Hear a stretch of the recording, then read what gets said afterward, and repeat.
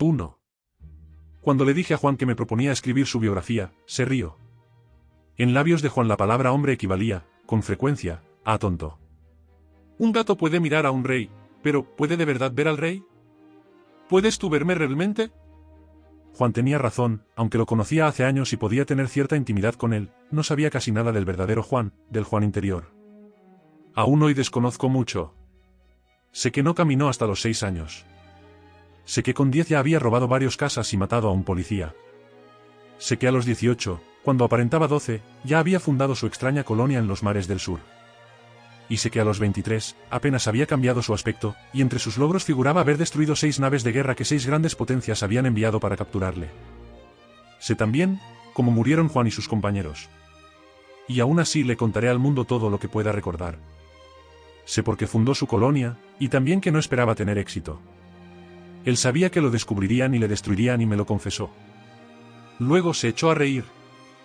Su risa era turbadora, grave, seca y rápida. Su risa era inhumana, despiadada, pero nunca maliciosa, y reflejaba el carácter extraordinario de Juan. Siempre me pregunté qué había tras esa risa. Llegué a cuestionarme si era realmente una risa o una reacción emocional incomprensible para los de nuestra especie. ¿Por qué reía Juan entre sus lágrimas cuando de niño se quemó las manos al volcar una tetera? No asistí a su muerte, pero juraría que al llegar el fin su último aliento se consumió en una alegre risa. Soy un biógrafo incompetente, pero no quiero que la historia de Juan caiga en el olvido, para que en el futuro otros con la grandeza de Juan puedan entenderlo, otros de su especie, o de una parecida. Por desgracia, estos seres son muy delicados y son tan desequilibrados físicamente o tan desequilibrados mentalmente que no dejan huellas importantes en el mundo. El aspecto de Juan en su 23º y último verano era más de muchacho que de hombre. De expresión reflexiva, era delgado y tenía los miembros muy largos. Lucía el aspecto inacabado y torpe que precede a la adolescencia, donde destacaban sus desusadas proporciones. La gente afirmaba que parecía una araña, con ese cuerpo insignificante, los brazos y piernas largos y delgados, y aquella cabeza toda ojos, toda frente. Con su característica falsa modestia, Juan me dijo una vez: mi aspecto es una prueba para la gente, si no me ven hermoso cuando aún tienen la posibilidad de aprender algo, sé que están muertos por dentro y son peligrosos. Como los demás compañeros de la colonia, andaba desnudo por la isla y su virilidad no había madurado a pesar de su edad. Su piel quemada por el sol de la Polinesia era de un castaño verdoso con un poco más de color en las mejillas. Sus manos eran muy largas y nerviosas. La comparación con la araña era apropiada. Su cabeza era de gran tamaño, pero comparada con sus extremidades no era desproporcionada.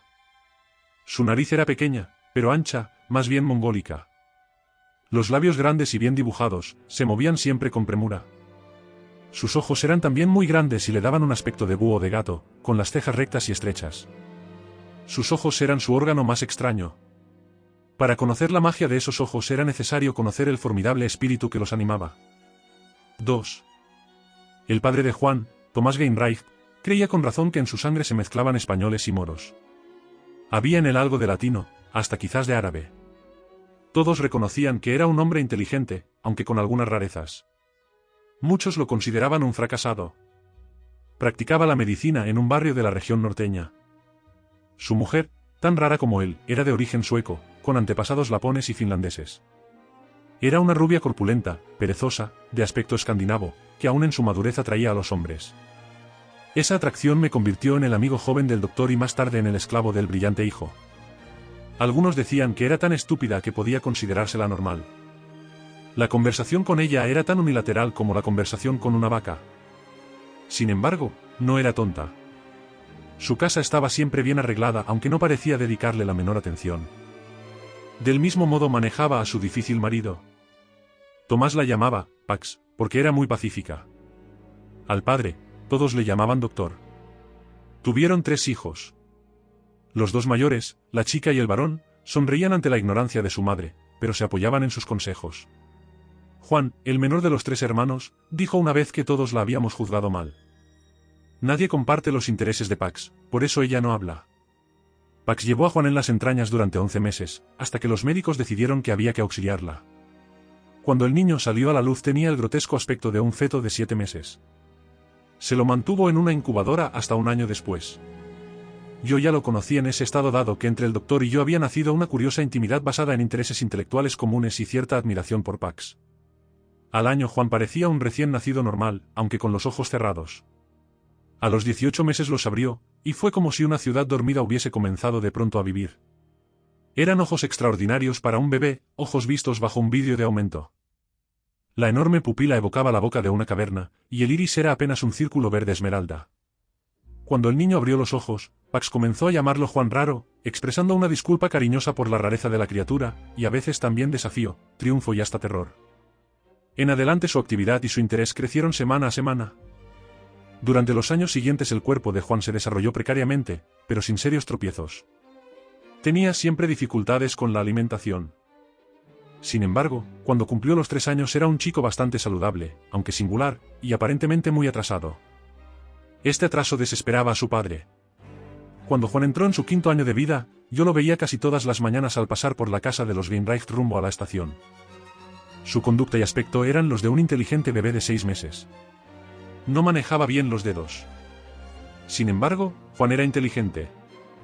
Todos estamos de acuerdo ahora en ese punto, aunque no parecía inclinado a latear o hablar.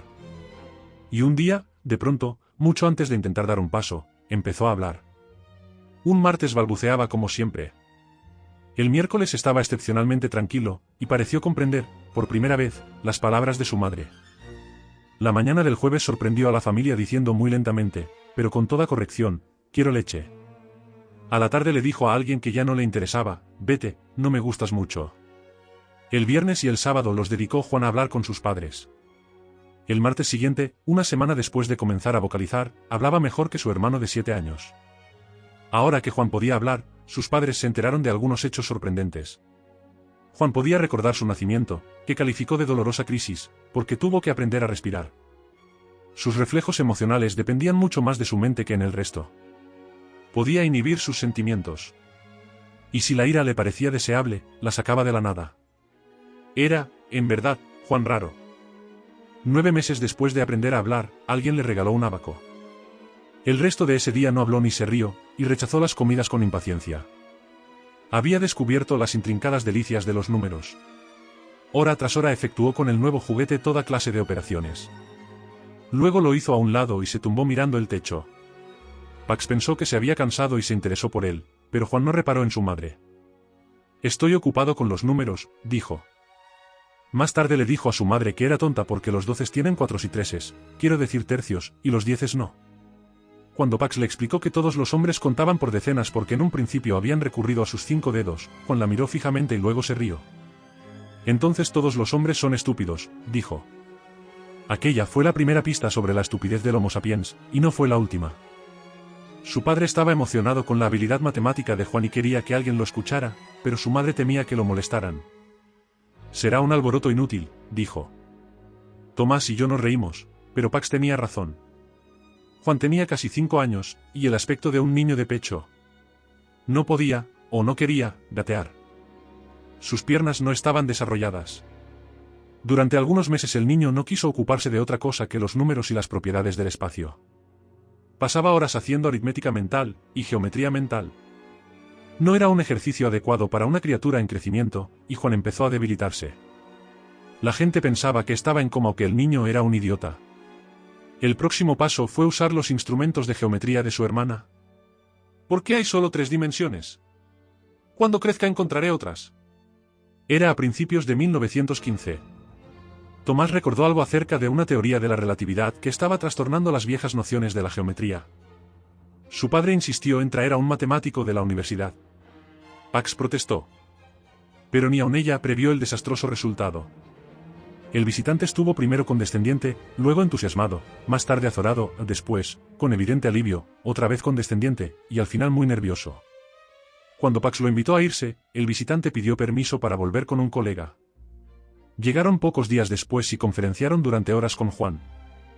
Desgraciadamente Tomás tenía que visitar a algunos pacientes. Pax se quedó al lado de la sillita alta de su hijo, tejiendo en silencio, y tratando ocasionalmente de ayudarlo. Pero la conversación estaba fuera de su alcance. Hicieron una pausa para tomar una taza de té, y uno de los visitantes comentó, lo sorprendente es el poder de imaginación del niño. Desconoce el vocabulario, y la historia, pero ha visto todo. Es increíble. Parece visualizar lo que no puede ser visualizado. Al atardecer, según contó Pax, los visitantes empezaron a mostrarse nerviosos, y hasta coléricos. La irritante risa de Juan parecía empeorar las cosas. Cuando hubo que poner punto final a la discusión, los huéspedes habían perdido todo dominio de sí mismos. Cuando Pax los echó, siguieron discutiendo en la calle. No se despidieron. Fue una sorpresa saber, unos días más tarde, que habían encontrado en plena madrugada, sentados en la acera, a dos matemáticos de la universidad que dibujaban diagramas en el asfalto a la luz de un farol, y discutían acerca de la curvatura del espacio. Tomás consideraba a su hijo menor como un caso excepcional de niño prodigio. Juan jugó con la matemática otro mes, y después la abandonó.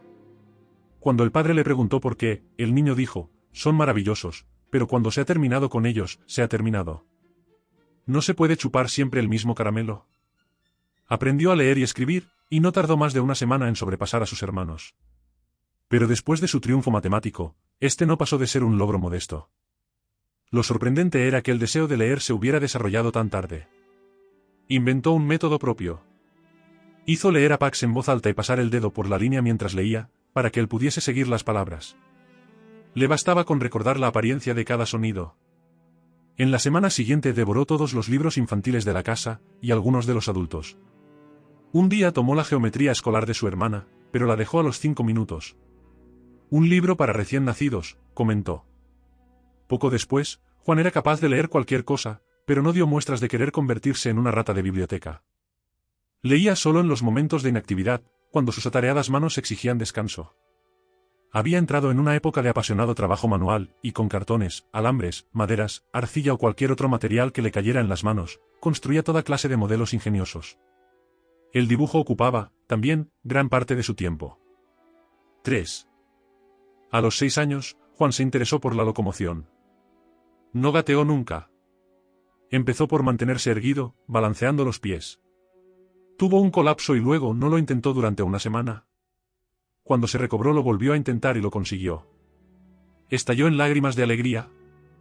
Sus piernas eran cortas y arqueadas, pero gracias al uso constante, y a su indomable voluntad, pronto las desarrolló. Durante varios meses se dedicó a emular a los demás chicos en diversas proezas físicas, y a imponerle su voluntad. Su madre solo quería que no llamara la atención, pero no lo consiguió. Tomás, su hermano mayor, se sentía eclipsado. Su hermana Ana se consideraba su esclava. Juan era el héroe o el más odiado enemigo de todos los niños del vecindario. En aquel tiempo tuvo un altercado con un vecino, Esteban, al que observaba mientras el chico trataba de arreglar una cortadora de césped. Juan le quitó las piezas de las manos y la manipuló hasta que quedó arreglada. Esteban lo miraba confundido. Juan se volvió, diciendo: siento que no entiendas de estas cosas, pero te ayudaré cuando no tenga nada que hacer. Esteban se lanzó contra él, lo golpeó 2 veces, y por fin lo arrojó por encima de la cerca. ¿Por qué hiciste eso?, preguntó con curiosidad. Esteban se marchó sin contestar. Juan se quedó meditando. Al rato le preguntó a su padre: si no pudieses curar a uno de tus pacientes y alguien llegara y lo curase, ¿qué harías? Probablemente le daría un golpe, añadió el padre. La gente entrometida no me gusta. Eso sería muy estúpido, dijo Juan. Sí, respondió su padre, pero a veces uno pierde la cabeza. Todo dependería de la actitud del otro. Si me pusiese en ridículo, tendría deseos de golpearlo. Juan miró a su padre un momento. Ya veo, dijo, necesito volverme tan fuerte como Esteban. Estudió biología y fisiología. Abrumó a su padre con preguntas hasta dejarlo exhausto y Pax tuvo que hacerle descansar. También se dedicó a estudiar nuestra conducta y nuestros motivos, analizando y observando.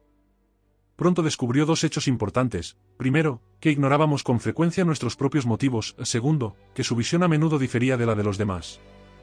En esa época Juan fue enviado a la escuela, pero la directora juzgó que su influencia era perniciosa y era posible enseñarle. Desde ese día, para cumplir con la ley, Pax pretendió enseñarle ella misma. Después de terminar con la biología, Juan se concentró en su cuerpo. Ideó una dieta para fortalecerse y su digestión mejoró. Junto con esa mejora, surgió un mejor desarrollo físico. Juan llegó a ser excepcionalmente fuerte para su edad y su peso. Uno a uno los muchachos de la vecindad fueron derrotados. Una tarde que estaba de visita en la casa del doctor para pedirle un libro, escuchamos un alboroto en el jardín. Juan peleaba con Esteban, le había dado un golpe que le había roto su nariz y la sangre les había salpicado a ambos. Bajamos a toda prisa y encontramos a los 2 muchachos en el suelo. Juan tenía aprisionado a Esteban boca abajo y con sus largas manos de araña había sometido su brazo tras la espalda. La mirada de Juan se encontró con la mía y en ella encontré una expresión espantosa de ansia de poder. Vio el horror en mis ojos y su aspecto cambió enseguida. Cuando interrogamos a Juan, nos dijo que lo olvidáramos. Juan se disculpó con Esteban, pero su amistad no volvió a ser igual. En esa época Juan trataba de afirmarse a sí mismo. Pienso que había determinado, a sangre fría, probar su fuerza contra el más formidable de sus conocidos. La prueba, me parece, no debía ser un encuentro amistoso, sino una verdadera lucha desesperada y salvaje. Y Juan obtuvo lo que quería, aunque veía más allá de aquella lucha. 4. Aunque la lucha con Esteban fue un momento muy importante para Juan, las cosas siguieron casi como antes. No peleó más y pasaba mucho tiempo a solas. Juan empezaba a ver con más claridad la distancia que lo separaba del resto. Con su madre se llevaba muy bien, pero su relación era como la de una madre con un niño adoptado por una loba. Le profesaba reverencia, pero se turbaba cuando ella no podía seguir sus ideas. La relación de Juan con su padre era muy diferente. Juan utilizaba a menudo, para su propio provecho, la activa mente del doctor, pero no había entre ellos simpatía espontánea. Muchas veces vi en la cara de Juan una fugaz mueca de disgusto mientras oía a su padre. Esto ocurría especialmente cuando Tomás creía estar enunciando alguna profunda verdad sobre la naturaleza del hombre o el universo. Todos provocábamos a veces en Juan esa repugnancia. En aquella época yo mismo empecé a caer bajo su influencia. Juan afirmó sin rodeos que yo sería su esclavo antes o después, porque yo reconocía su superioridad y era su perro fiel, aunque de momento me dejaría libre albedrío.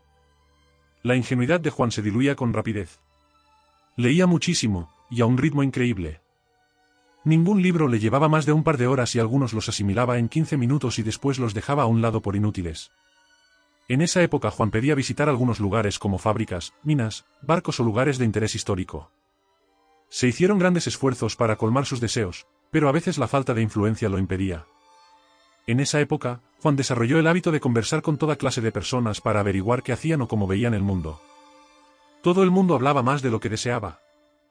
Mediante esta investigación, Juan aprendió, en 1 o 2 meses, acerca de la naturaleza humana y los problemas sociales modernos más que la mayoría de nosotros en toda la vida. Uno de esos casos fue el del señor magnate, al que Juan abordó en un trayecto en tren y con quien mantuvo una conversación acerca del dinero, el poder y la influencia. Aprovechando su imagen infantil, sometió a un interrogatorio a Magnate, dueño de una fábrica en una vecina ciudad industrial, y le sonsacó todo acerca de su forma de ver el mundo y casi se permitió insultarlo cuando le dijo que intentaba comprar un título nobiliario a base de donar dinero a su partido político predilecto. El señor Magnate sufrió cierta exasperación por la acusación, pero acabó achacando la falta de tacto de Juan y sus preguntas tan directas a una pretendida ingenuidad y falta de experiencia. Yo mismo fui testigo, porque Juan me dejó acompañarlo como observador. Al final de la conversación, el señor Magnate le había contado a Juan qué hacía con su dinero, cómo veía el mundo, y las motivaciones de sus acciones. En ese sentido, casi todas sus motivaciones se escudaban tras la gloria del imperio, pero para todos los ocupantes del compartimento, quedó claro que todo lo que hacía era para parecer y ser más que los demás. Aquel caballero ni siquiera fue consciente de sus propias contradicciones cuando afirmó que la gente no trabajaría, malgastaría el dinero o lo echaría a perder, si todos tuvieran tantos recursos como tenía él. Cuando Juan le preguntó por qué pensaba eso cuando él tenía dinero y no hacía más que trabajar, el hombre quedó en evidencia y ni siquiera se dio cuenta. Juan condujo la conversación de tal modo que a pesar de evidenciar aquellas contradicciones, al final el señor Magnate le invitó a que pasara una tarde por su casa en la colina para dar una vuelta en su Rolls Royce. «Gracias, señor», dijo Juan. «¿Y podré ver la gargantilla de la señora? Me encantan las joyas». «Naturalmente», respondió el señor Magnate. Cuando me reuní con Juan fuera de la estación, su único comentario al viaje fue una de sus enigmáticas risas. 5. Durante los 6 meses que siguieron a este incidente, Juan se independizó cada vez más. Sus padres comprendieron que podía arreglárselas por su cuenta y lo dejaron solo. En aquel tiempo Juan aún continuó con sus juguetes y el aeromodelismo, pero se ocupaba cada vez menos de ello y le dedicó mucha más energía a la navegación, usando una canoa que se había construido él mismo, el estudio de las aves marinas y sobre todo el estudio del hombre y su mundo. Sabíamos que leía mucho de física, biología, psicología y astronomía, y que se ocupaba seriamente de problemas filosóficos. Cuando alguno de los grandes problemas clásicos atraía por primera vez su atención, se hundía en los libros que trataban el tema, pasaba una semana leyendo, y abandonaba luego la filosofía hasta que se interesaba por una nueva cuestión. La filosofía puede ayudar a una mente joven, pero es también muy decepcionante. Leyendo a Platón, Spinoza, Kant, y algunos realistas modernos, casi me sentí con gente de mi propia especie. Los acompañaba sintiendo que aquel juego reclamaba poderes que yo no había ejercido hasta entonces. A veces no podía seguirlos, creía perder alguna jugada esencial. Al pasar de un filósofo a otro, empecé a comprender la verdad, esos puntos críticos no eran lo que yo había pensado, sino increíbles errores. A veces los adversarios de un filósofo descubren los errores de este y se quedan encantados con su propia inteligencia. Pero la mayoría de los errores no se exponen nunca. En esta época, Juan tenía casi 9 años. Yo ignoraba que llevaba una doble vida. Una mañana en la que la noticia de que un vigilante fue asesinado en el jardín del señor Magnate corría de boca en boca, visité la casa de los Wainwright para pedir un libro de medicina al doctor. Encontré a Juan y me percaté de un rasguño en su muñeca, y él me miró de un modo extraño. Yo estaba casi seguro de que ese rasguño no estaba allí la noche anterior. El crimen fue tema de conversación durante varias semanas. Recientemente se habían cometido en la vecindad algunos robos, y la policía estaba tratando de descubrir al ladrón. Habían encontrado a la víctima boca arriba en un macizo de flores, con una herida de cuchillo en el pecho. Le habían atravesado el corazón.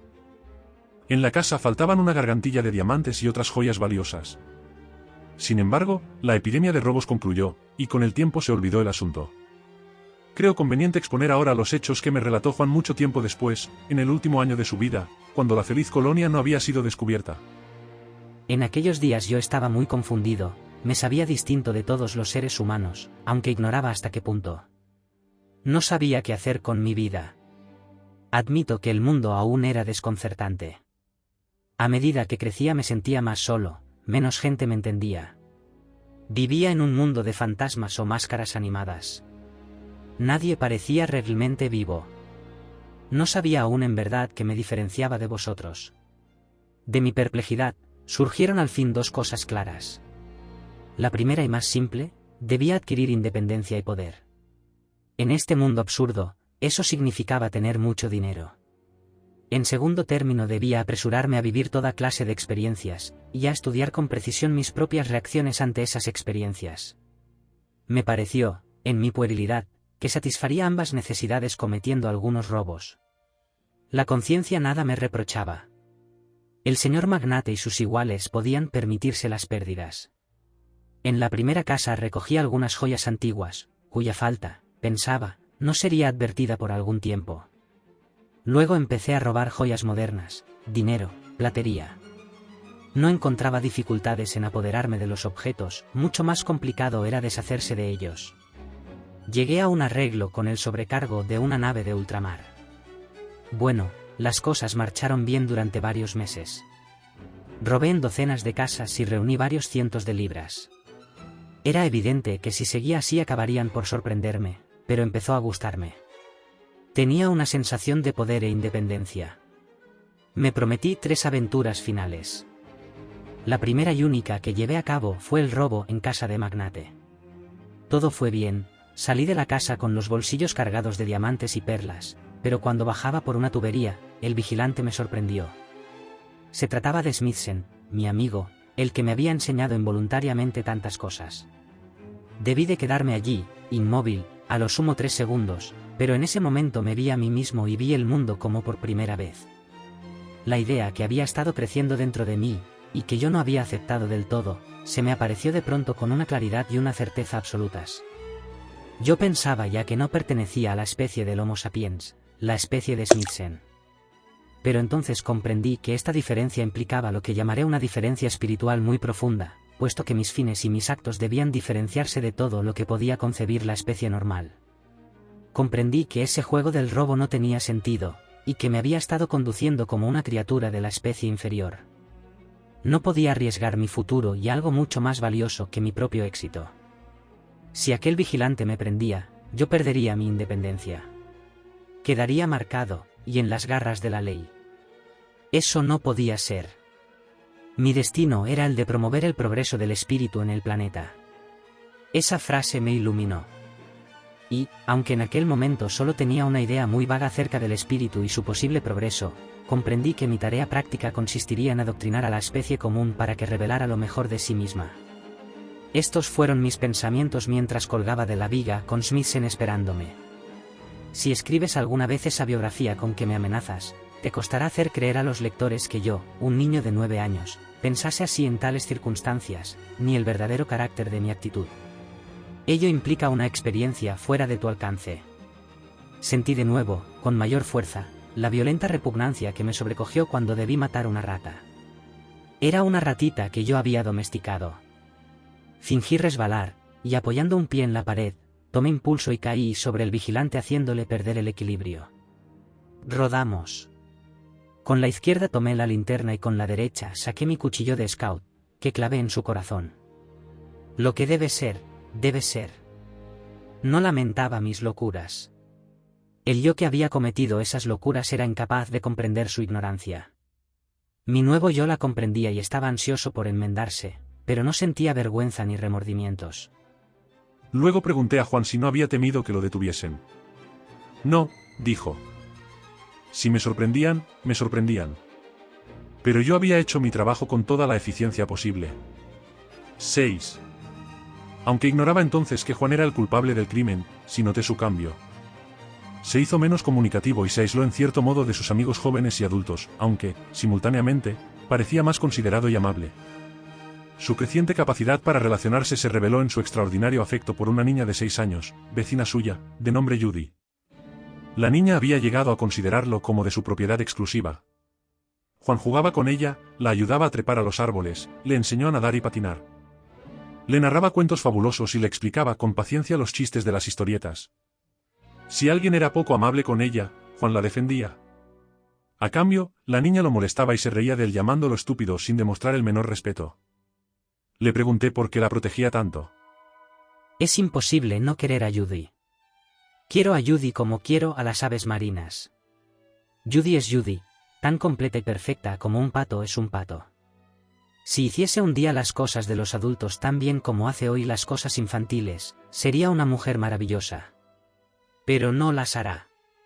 Cuando tenga que emprender tareas difíciles, arruinará su estilo, como hacen todos. Le pregunté si no temía perder su propio estilo. Todavía no he encontrado mi estilo. Estoy tanteando y ya he arruinado muchas cosas, pero lo encontraré. Pocas semanas después del crimen, Juan comenzó a interesarse por la administración del hogar. Observaba a la criada en el desempeño de sus funciones, y también a su madre y se ofrecía a hacer sugerencias y cambios en sus rutinas. Pax invariablemente atendía con seriedad la nueva idea, aunque a veces protestaba, si así lo hago muy bien, ¿por qué cambiar? Sin embargo, adoptaba casi siempre las mejoras con una curiosa sonrisa de orgullo e indulgencia. Poco a poco Juan introdujo en la casa una cantidad de cambios destinados a ahorrar trabajo.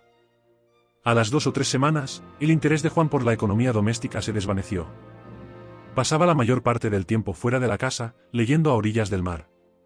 Cuando avanzó el otoño y comenzamos a preguntarnos cómo se protegería del frío, nos pareció que se aficionaba a las largas caminatas solitarias. Empleaba también mucho tiempo en excursiones a la ciudad vecina y a la tarde volvía cansado y absorto. A fines del invierno, Juan, que ahora tenía 10 años, me confió sus sorprendentes operaciones comerciales de los últimos 6 meses. En la mañana de un desagradable domingo con las ventanas tapizadas de escarcha, me invitó a salir a caminar. Rehusé con indignación. Ven, insistió, te vas a divertir. Quiero mostrarte mi taller. Me llevó hasta el taller, un lugar secreto que había construido con sus propias manos a lo largo de meses.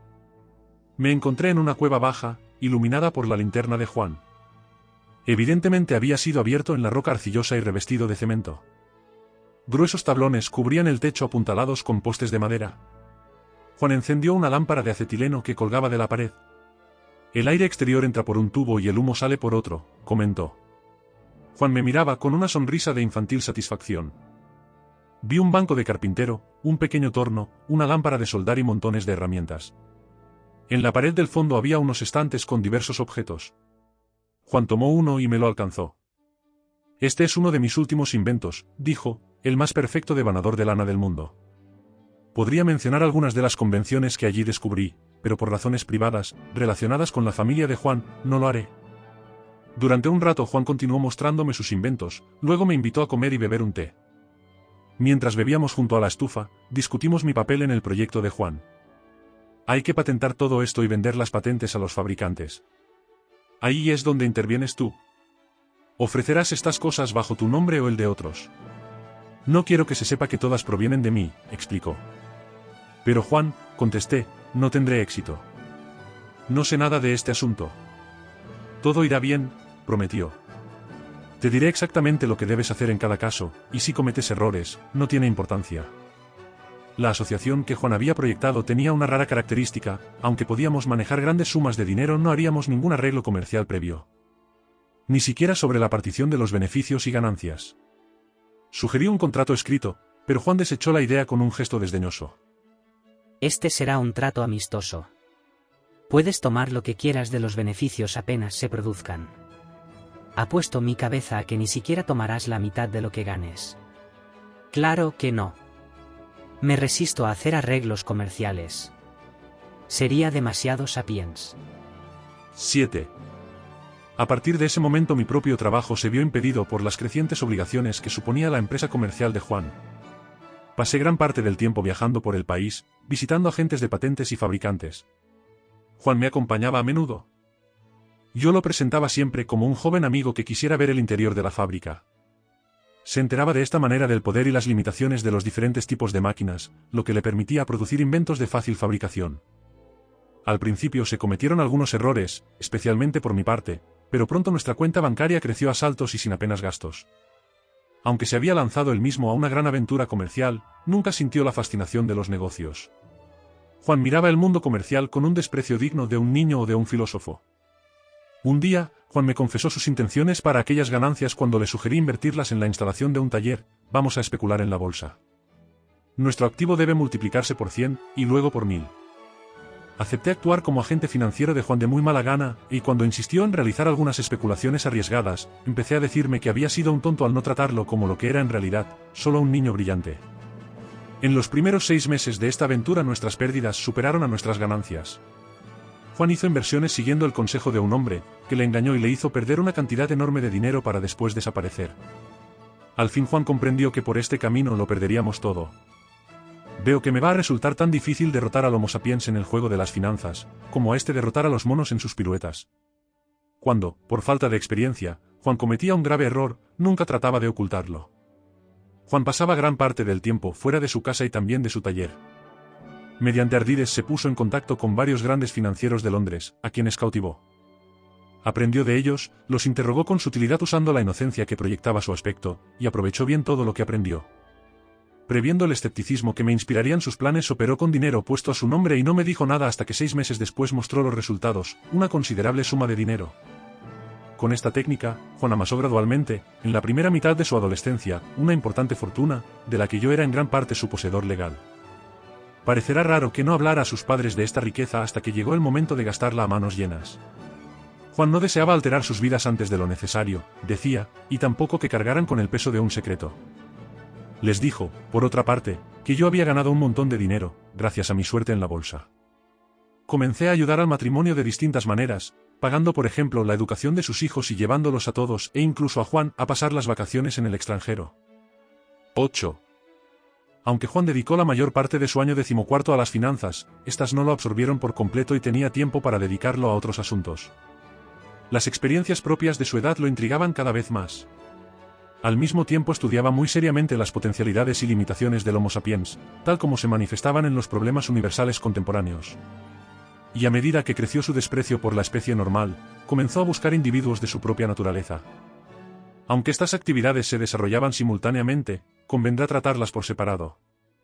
La familia de Juan trataba el tema de la sexualidad con inusitada naturalidad para aquella época. Se hablaba del tema dentro de la familia, por parte del doctor, con precisión fisiológica y analítica, trataba cualquier duda sobre los procesos reproductivos. Por parte de Pax, con humor y curiosidad no malsana. El clima en que estos vivían era excepcional. La forma de enfocar esos temas dio lugar a que los hermanos de Juan tuvieran un desarrollo normal de esa faceta de su vida que acabó en buenas relaciones consigo mismos y con otros, y en buenos matrimonios posteriores. No ocurrió lo mismo con Juan. Durante algunas semanas a los 10 años se divirtió decorando las paredes y puertas de los vecinos con traviesos dibujos. Arrastró a sus amigos por ese camino, causó mucho alboroto, y luego perdió rápidamente el interés. Esta fase, me parece, se debió en gran parte a un sentimiento de inferioridad.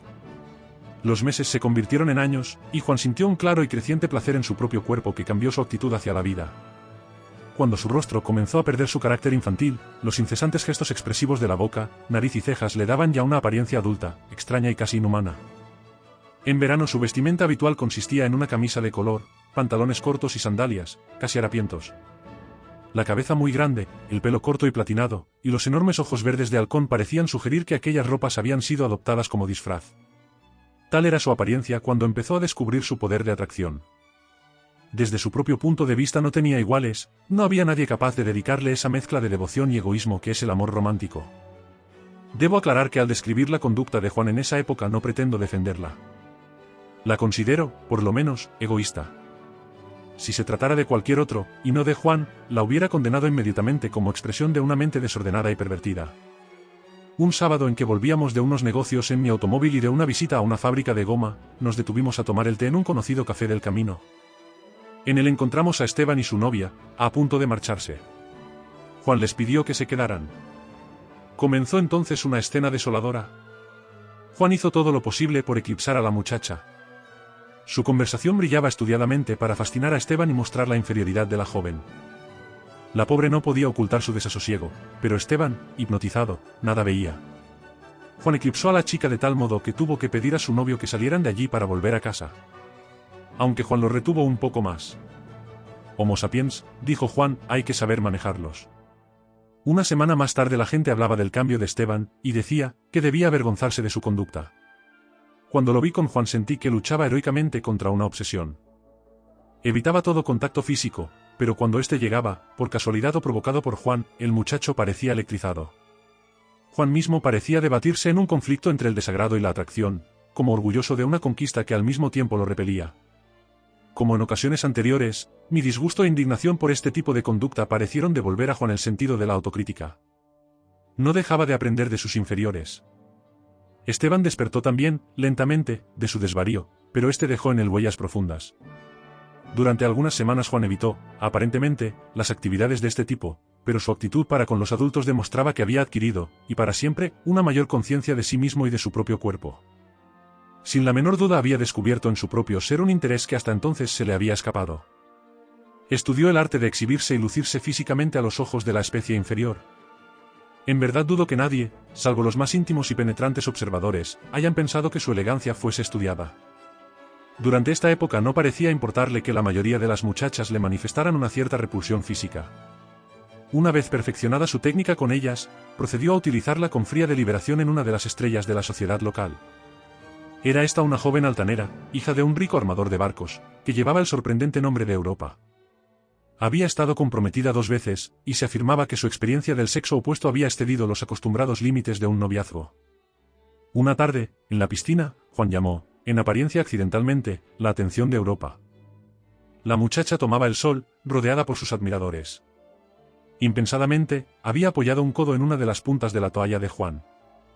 Europa se volvió, vio a su lado una cara joven y grotesca, y se estremeció con repugnancia. Más tarde se encontraron en el agua, ella no dejaba de expresar su horror al cruzarse con él, pero Juan reía delante de ella y se exhibía en saltos desde el trampolín sacando a relucir un estilo de natación que él mismo había inventado. La muchacha empezó a mirarle con curiosidad. Jugando a la pelota, el balón fue a impactar contra el cigarrillo que sostenía la muchacha, y Juan se acercó, y besó sus dedos con una galantería y ternura que hizo reír a todos. La orgullosa Europa se rió, se sonrojó de un modo inexplicable, y retiró la mano. Este fue el principio. Más tarde sus encuentros con Europa no eran muy frecuentes, pero sí lo bastante como para asegurarse la presa. Podría asegurar que el origen de su relación con Europa había sido el deseo de ser admirado por una mujer. Juan miraba a veces a Europa con una expresión donde el desdén se mezclaba con una genuina admiración.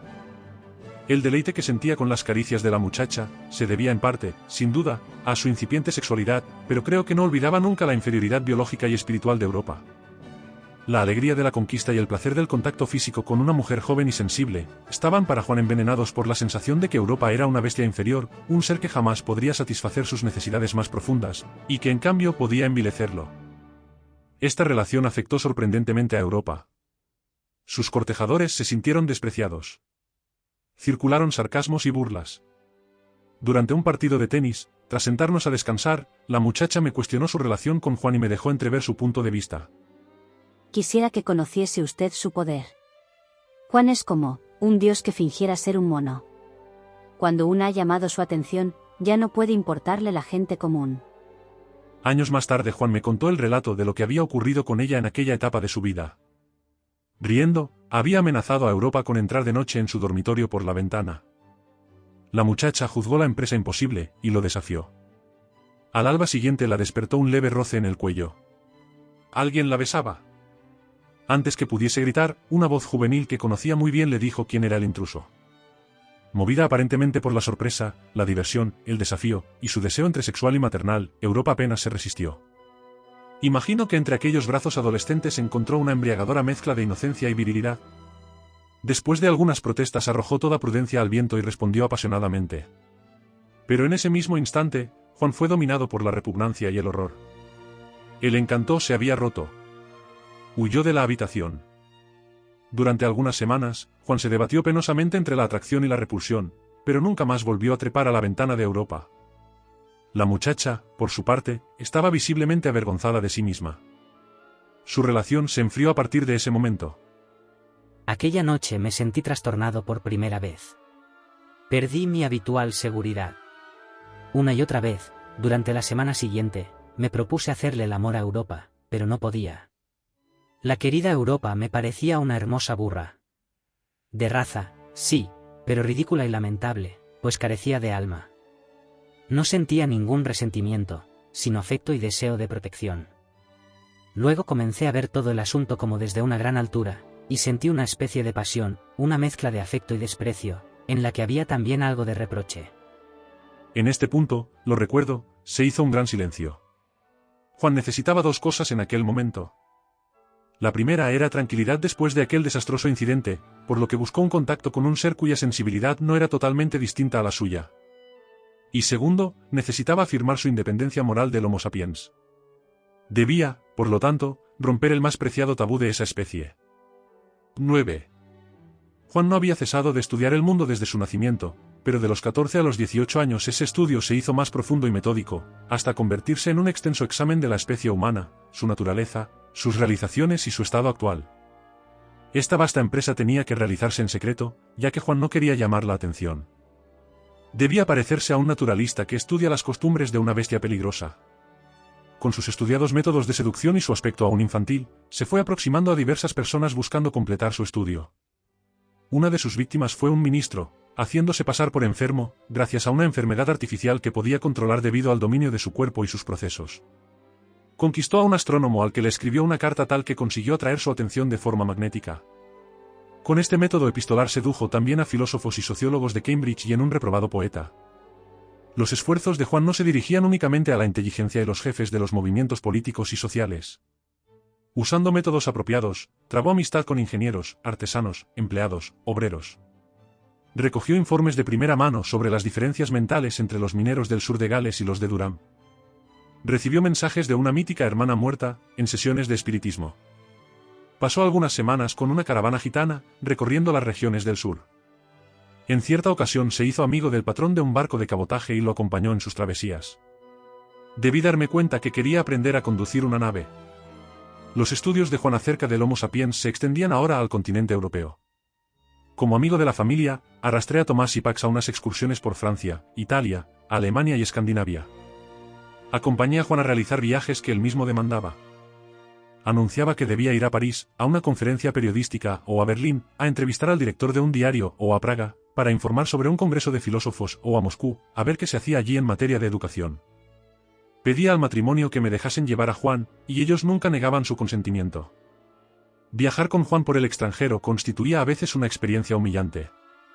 No solo aprendía los nuevos idiomas en un tiempo increíblemente breve, con tal perfección que todos lo confundían con un nativo, sino que se adaptaba, además, con rapidez a cualquier costumbre e intuía inmediatamente la estructura mental de los distintos pueblos. Por consiguiente, aun en los países que me eran familiares, me encontraba superado por mi compañero a los pocos días de nuestra llegada. Mientras viajaba con Juan por el continente europeo, me pregunté a menudo por qué permitía que ese extraño ser me juzgase su esclavo. Me sobraba tiempo para pensar, pues Juan ocupaba el suyo en buscar escritores, hombres de ciencia, sacerdotes, políticos y hasta agitadores populares, viajando en ferrocarril, en los coches de tercera o cuarta clase, para entablar conversación con obreros o marineros. No puede decirse que Juan despertase algún afecto. Naturalmente, era un sujeto excepcional para un periodista o un biógrafo, y yo ya había decidido difundir algún día todo lo que sabía de él. Pero es evidente que ya en ese entonces aquel joven espíritu ejercía sobre mí una fascinación más sutil que la de la mera novedad. No era afecto, pero creía que Juan iba en busca de una orientación espiritual que aclararía con una luz nueva el sentido de la vida. Quizás esperaba recibir algún destello de aquella luz, aunque después comprendí que aquella visión no estaba al alcance de las mentes normales. En aquellos días, lo único que iluminó la mente de Juan fue, parece, la certeza de la futilidad de los hombres. Esta evidencia despertaba a menudo su desprecio o su horror ante el destino que aguardaba al mundo, un destino en el que se veía implicado. 10. Trataré ahora de exponer las reacciones de Juan ante el mundo transcribiendo algunos de sus comentarios sobre los individuos e instituciones que estudió en este periodo. Sobre el eminente psiquiatra, Juan dijo: Tiene que parecer inteligente a toda costa, aunque no entienda nada. Hay algo de verdadera ciencia en su trabajo. Puede resolver los casos claros, de orden mental más bien inferior, con problemas esencialmente primitivos, pero no sabe qué está haciendo, ni cómo obtiene la curación. A pesar de sus cuadros modernos, no entiende de arte. Y sabe menos de filosofía que un avestruz del vuelo a gran altura. No se le puede culpar. Sus alas no podrían sostener esa mente pesada y pedestre. Juan criticaba la psiquiatría, pero no por eso respetaba las iglesias. Regresaba de sus expediciones a iglesias y capillas en un estado de excitación que a veces se descargaba en bromas groseras sobre los ritos, y otras en una exasperación y una perplejidad casi histéricas. 99% de fábula y 1% de otra cosa, pero, ¿qué? Todo esto sería quizá espléndido si no tratasen por todos los medios de humanizar a Dios. Todo es falso, intelectual y emocionalmente. Una entrevista con un dignatario de la Iglesia anglicana dejó a Juan en un estado de ánimo muy distinto. Este dignatario era muy conocido en ese entonces por sus intentos de renovar la Iglesia dando nueva vida a los antiguos dogmas.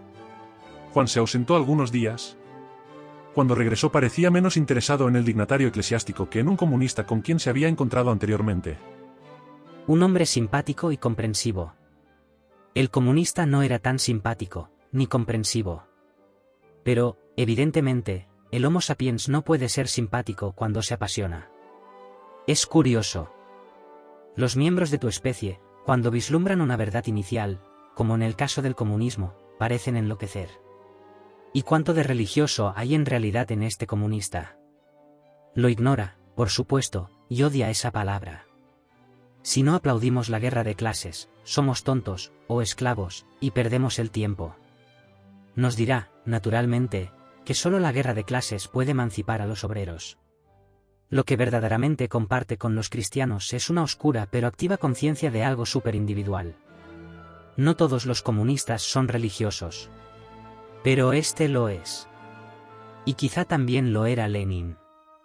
Afuera los hombres tropiezan en la oscuridad, pero todo lo que el reverendo puede hacer es encender un buen fuego y decirles que se sienten a su alrededor.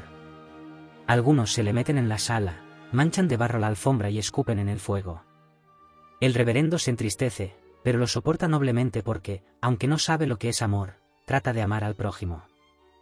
Citaré ahora algunas de las críticas de Juan a los comunistas. El comunista se cree noble y desgraciado. Por supuesto es desgraciado, terriblemente desgraciado. La culpa la tiene tanto la sociedad como él mismo. Esta pobre criatura se pasa la vida odiando la sociedad o los poderes que rigen la sociedad. Es un saco de odio. Pero su odio no es realmente profundo. Es algo así como una autojustificación. Todo lo que pueden hacer actualmente es expresar su odio y dar a los demás una hermosa excusa para reprimir el comunismo. Mucha gente rica, o que puede serlo, siente subconscientemente vergüenza de sí misma, y odio también. Necesitan un chivo expiatorio en quien volcar ese odio, y hombres como este son para ellos un regalo de los dioses. Dije que el odio de los pobres se justificaba más que el de los ricos. Esta observación arrancó a Juan un discurso analítico y profético que el tiempo ha justificado. Como si el odio fuese siempre racional, o justo. Primero deberías comprender la necesidad universal de odiar algo, con razón o sin ella, descargar nuestro propio mal y luego destruirlo. Los espíritus enfermizos necesitan de ese odio. Odian así a sus vecinos, sus mujeres, sus maridos, sus hijos, o sus padres. Pero se exaltan sobre todo odiando a los extranjeros. Al fin y al cabo, una nación es, sobre todo, una sociedad fundada para odiar a los extranjeros, una especie de club del odio. El segundo factor es el evidente desorden de la economía. Los poderosos tratan de gobernar el mundo para su propio beneficio. Hasta no hace mucho lo consiguieron, pero ahora la situación se les está escapando de las manos. El caos en que vivimos tiene esa raíz. Los pobres, naturalmente, odian a los ricos que han creado este caos y no pueden salir de él. Los ricos tienen miedo, y por el mismo motivo odian a los pobres. La gente no entiende que si el odio no fuese una necesidad profunda, el problema social sería, por lo menos, enfrentado con inteligencia. Y por último, la idea, cada vez más difundida, de que la cultura científica es un error. No quiero decir que la gente dude del valor de la ciencia. Es algo más profundo. Sienten que la vida moderna es decepcionante. Hay algo de muerto en ella, algo estéril. Este horror a la cultura moderna, la ciencia, la mecanización y la estandarización es más reciente que las doctrinas bolcheviques. Aquellos que no pueden tragar la droga cristiana buscan desesperadamente otra cosa, aunque no saben qué. Y esta profunda necesidad, a veces inconsciente, se confunde con el odio, y si el hombre pertenece a la clase media, con su temor a la revolución social, cualquier truán, cualquier ambicioso puede utilizar rápidamente esta mezcla de temor y odio. Así ocurrió en Italia, y así ocurrirá en otras partes. Apuesto a que dentro de pocos años habrá en Europa todo un movimiento contra la izquierda, inspirado parcialmente en el temor y el odio, y en la vaga sospecha de que algo anda mal en la cultura científica. Es más que una sospecha intelectual. Es una certeza que viene de las entrañas, una especie de hambre real brutal y ciega. ¿No las sentiste en Alemania el año pasado? Una profunda repugnancia, todavía inconsciente, a la máquina, la razón, la democracia y la cordura. Su Dios será el del club del odio, la nación. Los nuevos mesías no triunfarán por la bondad, el amor, sino por la execración y la brutalidad. Pues eso es lo que todos vosotros deseáis realmente, lo que duerme en lo hondo de vuestras entrañas y mentes enfermas.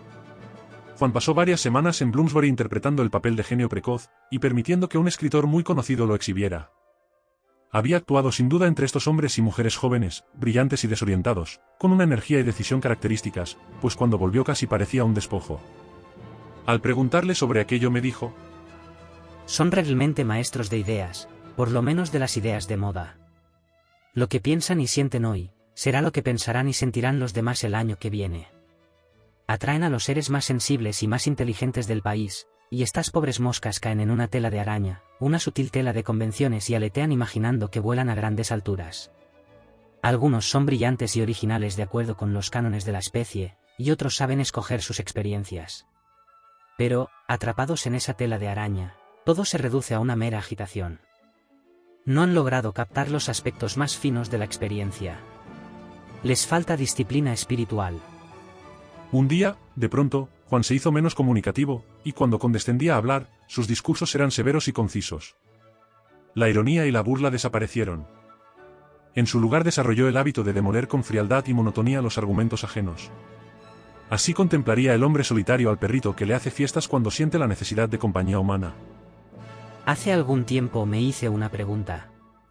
¿La situación actual del mundo es un mero accidente, una enfermedad que podría haberse evitado? ¿O es algo inherente a la naturaleza misma de su especie? Bueno, esta es la respuesta. El Homo sapiens es una araña que trata de escapar de una bañera.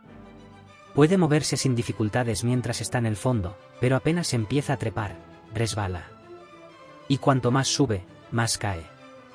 Para cada tipo de criatura hay un límite posible de desarrollo, un límite inherente al plano de su organización. El Homo sapiens alcanzó ese límite hace 1 millón de años y ahora ha iniciado un juego peligroso. Para dominar la situación actual se necesita un ser de mayor capacidad que el hombre.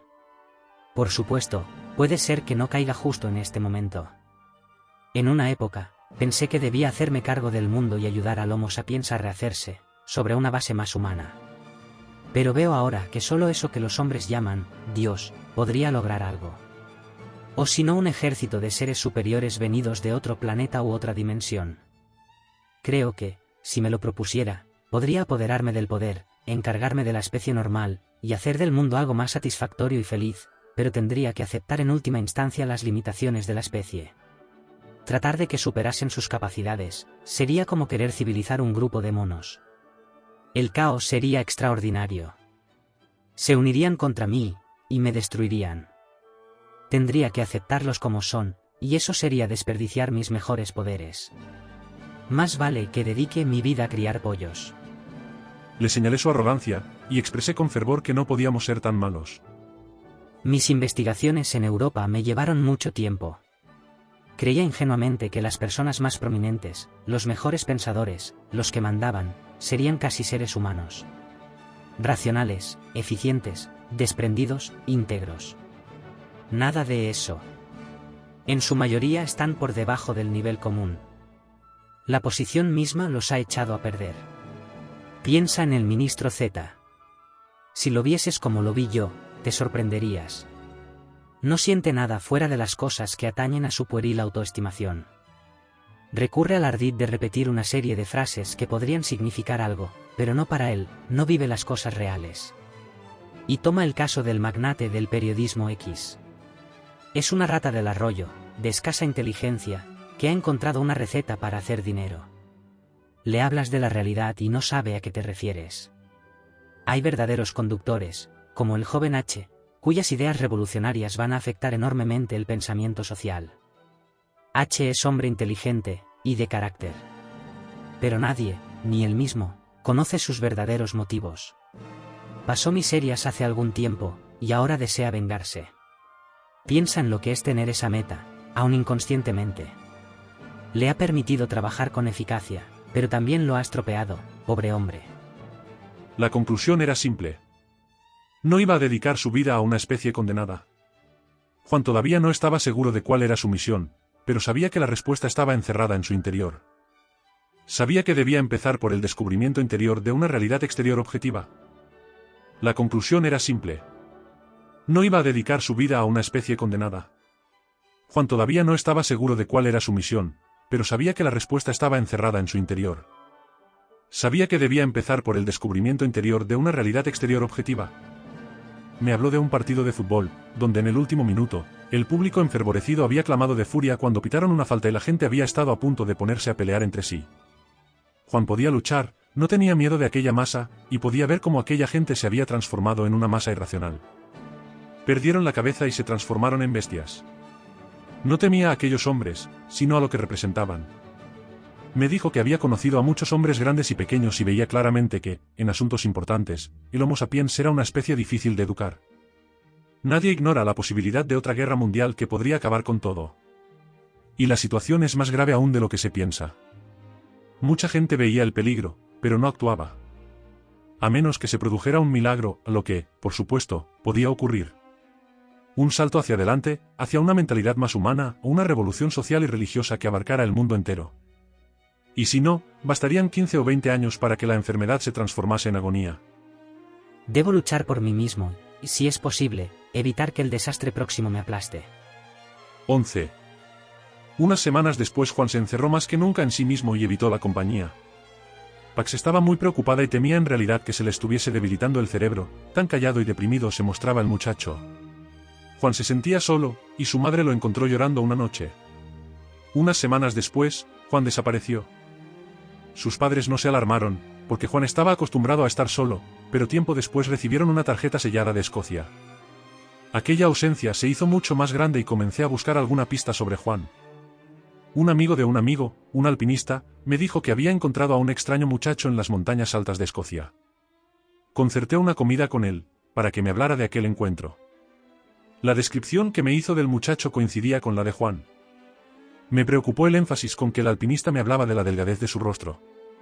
Habían tenido varios encuentros con él, en las despobladas montañas.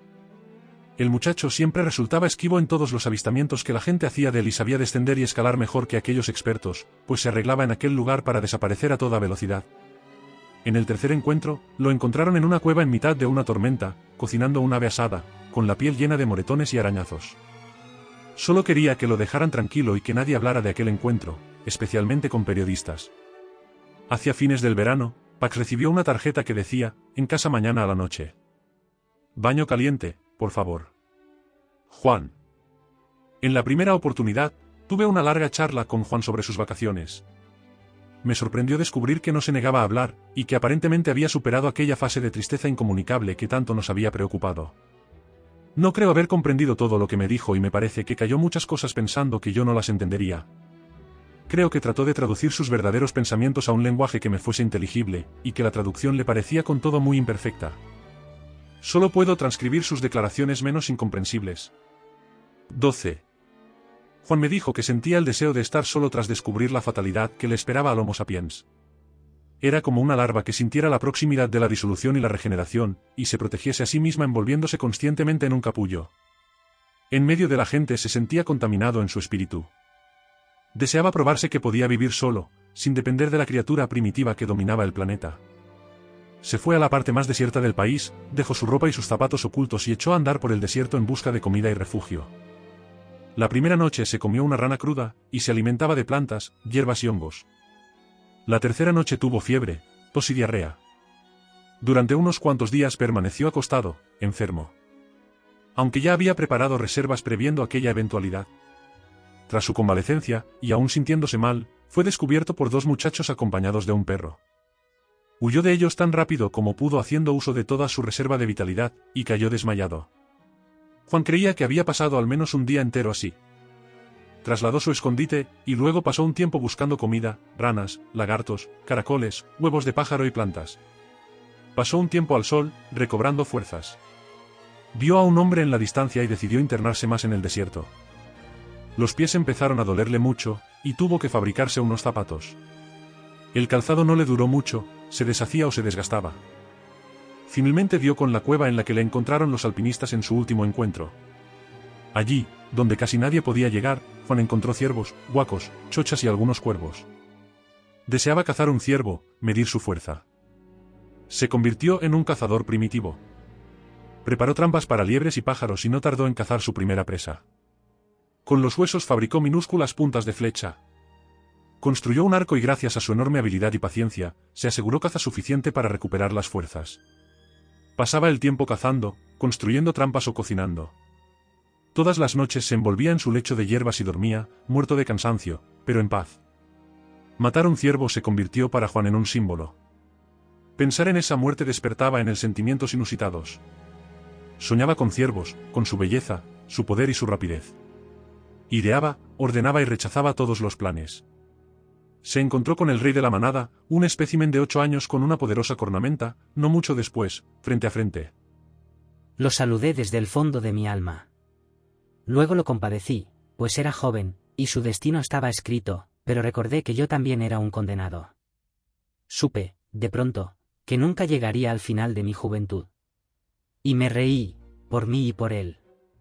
La vida era breve, tumultuosa, y la muerte era parte de la vida. Se construyó un estilete con huesos y lo acechó durante 3 días desde lo alto de una roca, luego saltó sobre él y le atravesó el corazón. El ciervo aún consiguió ponerse en pie, herido de muerte, y le desgarró el brazo al muchacho. Cuando murió, Juan lloró. Desmembró su cuerpo durante días. Obtuvo carne de buena calidad, una piel con la que protegerse y con su cornamenta construyó cuchillos y utensilios afilándolos contra una roca. Sentía que los cazadores antiguos le saludaban.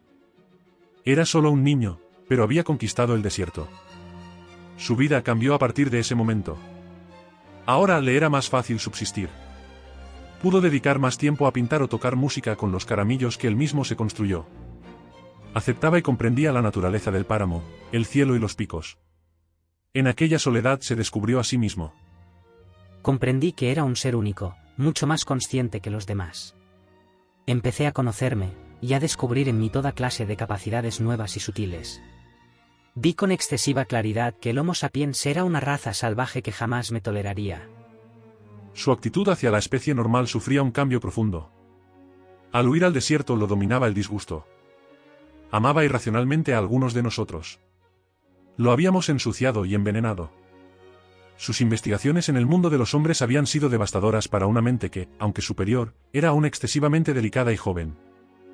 La soledad le había curado esas heridas, devolviéndolo a la cordura.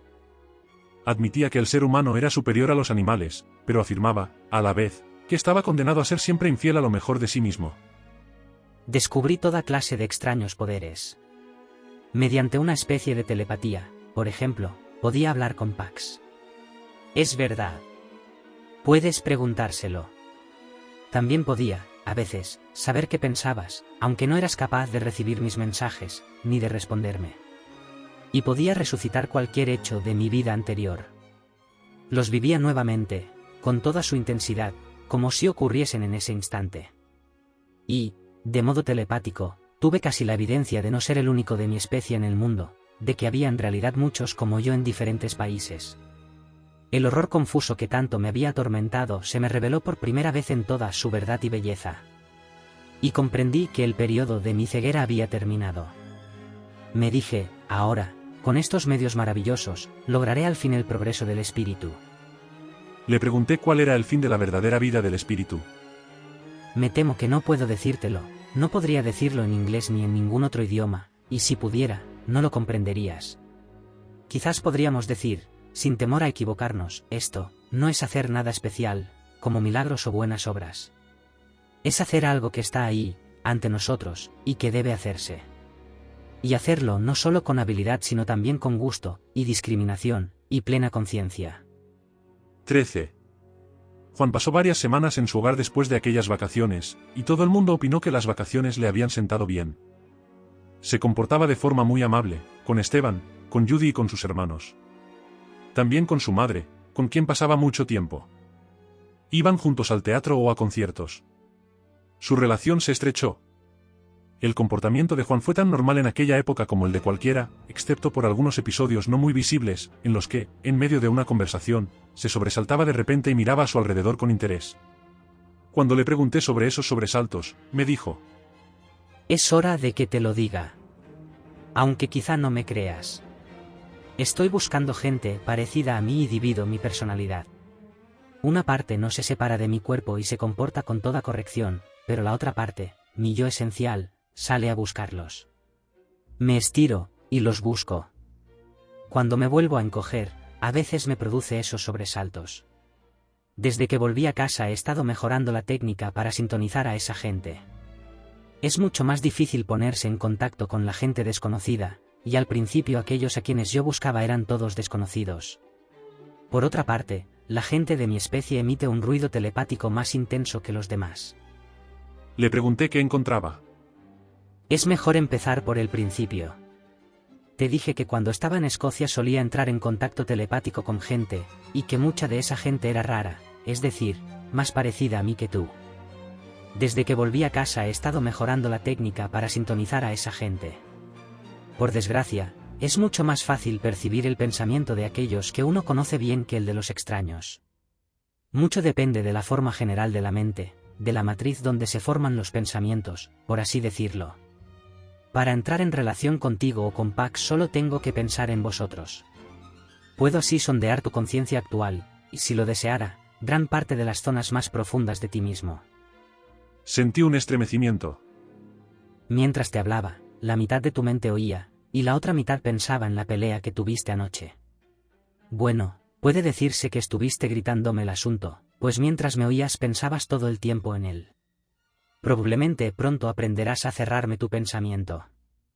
Emití un gruñido. Juan continuó: Bueno, por fin pude separar del zumbido telepático de la especie normal unos pocos trazos o temas con ciertas cualidades especiales. Tras contarme aquello y todo el relato que había escuchado sobre Escocia, la mirada de Juan me resultó, en aquel momento, algo estremecedora. Una mezcla entre la Esfinge y Buda, sentir su mirada era como estar expuesto bajo una fuerte luz. Me aterrorizaba sobre todo que Juan se echase a reír y que su risa me aniquilara. Captar el primer indicio de un ser como yo, me costó bastante. Apenas conseguía vislumbrarlo, y no podía lograr que me tomase en cuenta. Lo que llegaba a mí era desconcertante e incoherente. Traté de descubrir dónde se hallaba para ir a visitarlo. Veía su residencia, y a veces, como salía afuera, a un parque, a tocar su flauta. Era una flauta particular porque tenía 6 dedos en cada mano. Algo en ella, el espíritu que parecía reflejar, me aseguraban que el hombre era realmente de mi especie. Supe que su nombre era Jaime Jones. Gracias a un autobús que vio pasar, averigüé que estaba en Brighton. El edificio donde vivía era un manicomio. Gracioso, pero no del todo inesperado. Conseguí ver a Jones. Es un viejecito menudo, de cabeza grande y ojos enormes como los míos. No molestaba, me dijeron, pero estaba muy enfermo y necesitaba de cuidados. Rara vez hablaba, y solo con monosílabos. Entendía cuando le señalaban objetos visibles, pero era difícil atraer su atención. A veces atendía a las voces de la gente, no tanto por el significado como por la calidad musical. Los ritmos de toda clase lo fascinaban. Estudiaba durante horas las vetas de un pedazo de madera o las olas de un estanque. La música que escuchaba la gente le atraía y le disgustaba a la vez. Cuando nos encontramos cara a cara, nos miramos tanto tiempo que nuestro acompañante se sintió incómodo. Me llamó amigo, y me sonrió. Cuando sondeé su mente, vi que era una confusa maraña. Las percepciones para él carecían de significado. Le pedí que tocara para mí. Ni siquiera supo a qué me refería. De repente se dio cuenta de quién era yo, y me dijo que lo había estado escuchando tocar el otro día. Tocó su flauta con sus ojos clavados en los míos. Su música era verdadera y lúcida. Deshacía las confusiones de mi mente. Me revelaba con precisión la verdadera y apropiada actitud que el espíritu humano debe asumir ante el mundo. El enfermero nos interrumpió. La música terminó con un chillido. El enfermero nos advirtió que esa música trastornaba a los enfermos. Jones volvió a la locura, se desintegró totalmente. Juan suspiró y continuó su narración. Jones, por supuesto, no podrá ayudarme a fundar un mundo nuevo. Seguí atento, a la escucha de nuevas voces. Localicé una onda de pensamiento en francés, otra egipcia, otra china y otra tibetana. El siguiente fue un niño en las Hébridas, hijo de un comerciante. Es un inválido, carece de piernas y apenas tiene brazos. Algunas sociedades lo habrían ahogado al nacer, pero su madre lo defiende como una tigresa. Su mente estaba llena de odio, y la cerró en el acto cuando sintió mi cercanía. Su mente era el pozo negro e insondable del infierno. No había allí más que odio insatisfecho y una especie de atmósfera húmeda y envenenada donde todo lo que había deseado en mi vida se transformaba en podredumbre. No puedo explicarlo. Sentí que intentaba digerir mi mente. Era, por supuesto, uno de nosotros, más poderoso quizá que Jones o yo. Pero algo había marchado mal desde un principio. El cuerpo enfermo lo atormentaba. Se odiaba a sí mismo, al mundo e incluso el mismo odio. Me parece que si vive lo suficiente, un día hará volar el planeta. Y hay algo más. Debo estar alerta, o volverá a sorprenderme. Puede alcanzarme en cualquier parte del mundo. Juan interrumpió la conversación. Deseaba dejar al muchacho fuera de sus pensamientos. Había tardado en recuperarse de su encuentro con él, y se sentía deprimido. Me describió más de aquellos encuentros, uno con una gitana que era como él, pero solo a medias, algunos casos más en manicomios, un adolescente hermafrodita hospitalizado como incurable, y un hombre condenado a cadena perpetua. Un golpe en la cabeza de pequeño había arruinado su espíritu. Eso era todo lo que había podido encontrar en las Islas Británicas. 14. Juan estaba decidido a recorrer el mundo con la esperanza de descubrir a otros de su especie. Debían ser bastante jóvenes como para ayudarlo a fundar una colonia en algún lugar remoto de la Tierra. Para ello, había vuelto a su taller a trabajar en algo de su invención. Para superar la fuerza que une los protones y los electrones se requeriría una corriente eléctrica de una potencia fantástica. Juan había descubierto un medio más accesible. No de carácter físico, sino psíquico. De nada vale intentar superar esas tremendas fuerzas, debes abolirlas, dormirlas, por así decirlo. Las fuerzas de cohesión, como las explosivas, son solo expresiones elementales de las unidades físicas básicas, que puedes llamar electrones y protones, si así prefieres.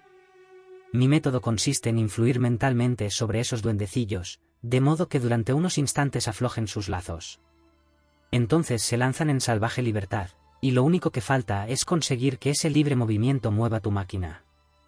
Juan quiso hacer una demostración. Una expresión grave y concentrada le cubrió el rostro. Respiraba con mayor rapidez. Pronunció una orden y hubo un furioso relámpago y una detonación. Juan se secó la frente con un pañuelo sucio. Volvimos a nuestro café y sus planes. Iba a construir un yate y un avión para sus desplazamientos. Una vez el yate estuviera listo, Juan quería que lo acompañara al continente. Había una mente supernormal en París, otra en Egipto, y otras aún más lejos. Pasó 2 meses trabajando en los diseños del barco y el avión, también en su nueva fuente de energía y aprendiendo a volar. Juan diseñó un barco con cabinas para 9 personas, aunque podría llegar a albergar hasta 20. Solo necesitaba a un navegante. El motor representaría el aparato atómico que Juan proyectaba instalar en el barco real. Los diseños del barco y del avión estuvieron listos antes de que Juan cumpliera los 19 años. Finalmente ordené la construcción real, adquiriendo fama de millonario loco, pues los diseños parecían irrealizables. Pero no acepté ninguna objeción. La principal dificultad consistía en que tanto en el avión como en el yate, el espacio reservado al motor era, según las normas, totalmente insuficiente. Distribuí entre varias firmas los contratos para la fabricación de los generadores y demás máquinas, a fin de despertar la menor curiosidad posible. 15. El primer viaje fue a París, y Juan insistió en que lo acompañara. En el viaje dio muestras de impaciencia. Esperaba encontrar un ser que lo recibiría como a un igual, y le proporcionaría una compañía mucho más satisfactoria que cualquier otra que hubiera conocido. Sin embargo, Juan parecía casi desanimado. Tengo una sensación nueva. Me siento tímido. Mi llegada no parece alegrarla mucho. Sé que está en alguna parte del barrio latino. Pasa muy seguido por esta esquina. Sé que sabe que alguien la busca, pero no quiere ayudar. Es muy vieja y muy inteligente. Juan supo gracias a su sondeo mental que se encontraba en un café, y fuimos a su encuentro. Juan señaló a un rincón del café. Seguí su mirada y vi 2 mujeres en una mesa vecina. Una estaba de espaldas, pero, por su figura delgada y la curva casi juvenil de su mejilla, me pareció que tendría menos de 30 años. La otra era extremadamente anciana. Su rostro era un mapa en relieve, lleno de valles y colinas. No había modo de confundir esos ojos grandes. Eran los de Juan, aunque con párpados más pesados. La comprensión y la alegría le iluminaron el rostro. Pese a sus grandes ojos, podría haber pasado por normal. Su cabeza era grande, pero no desproporcionada.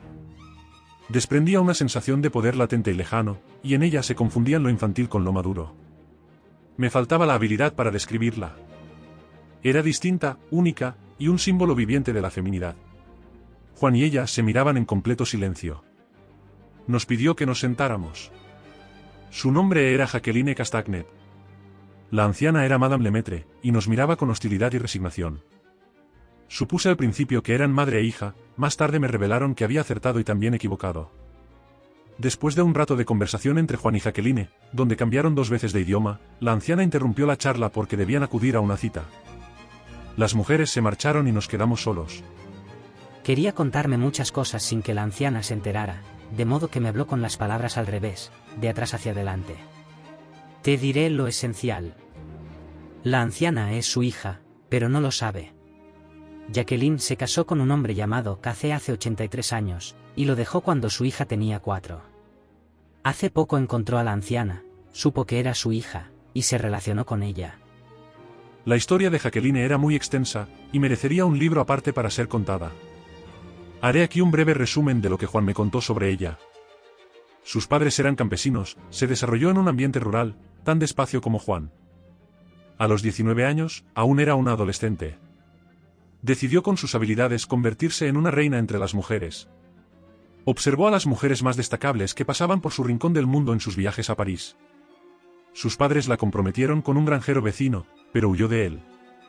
Usando sus 2 mejores armas, el sexo y la inteligencia, pasó de la prostitución más humilde y brutal al puesto de querida de un rico comerciante.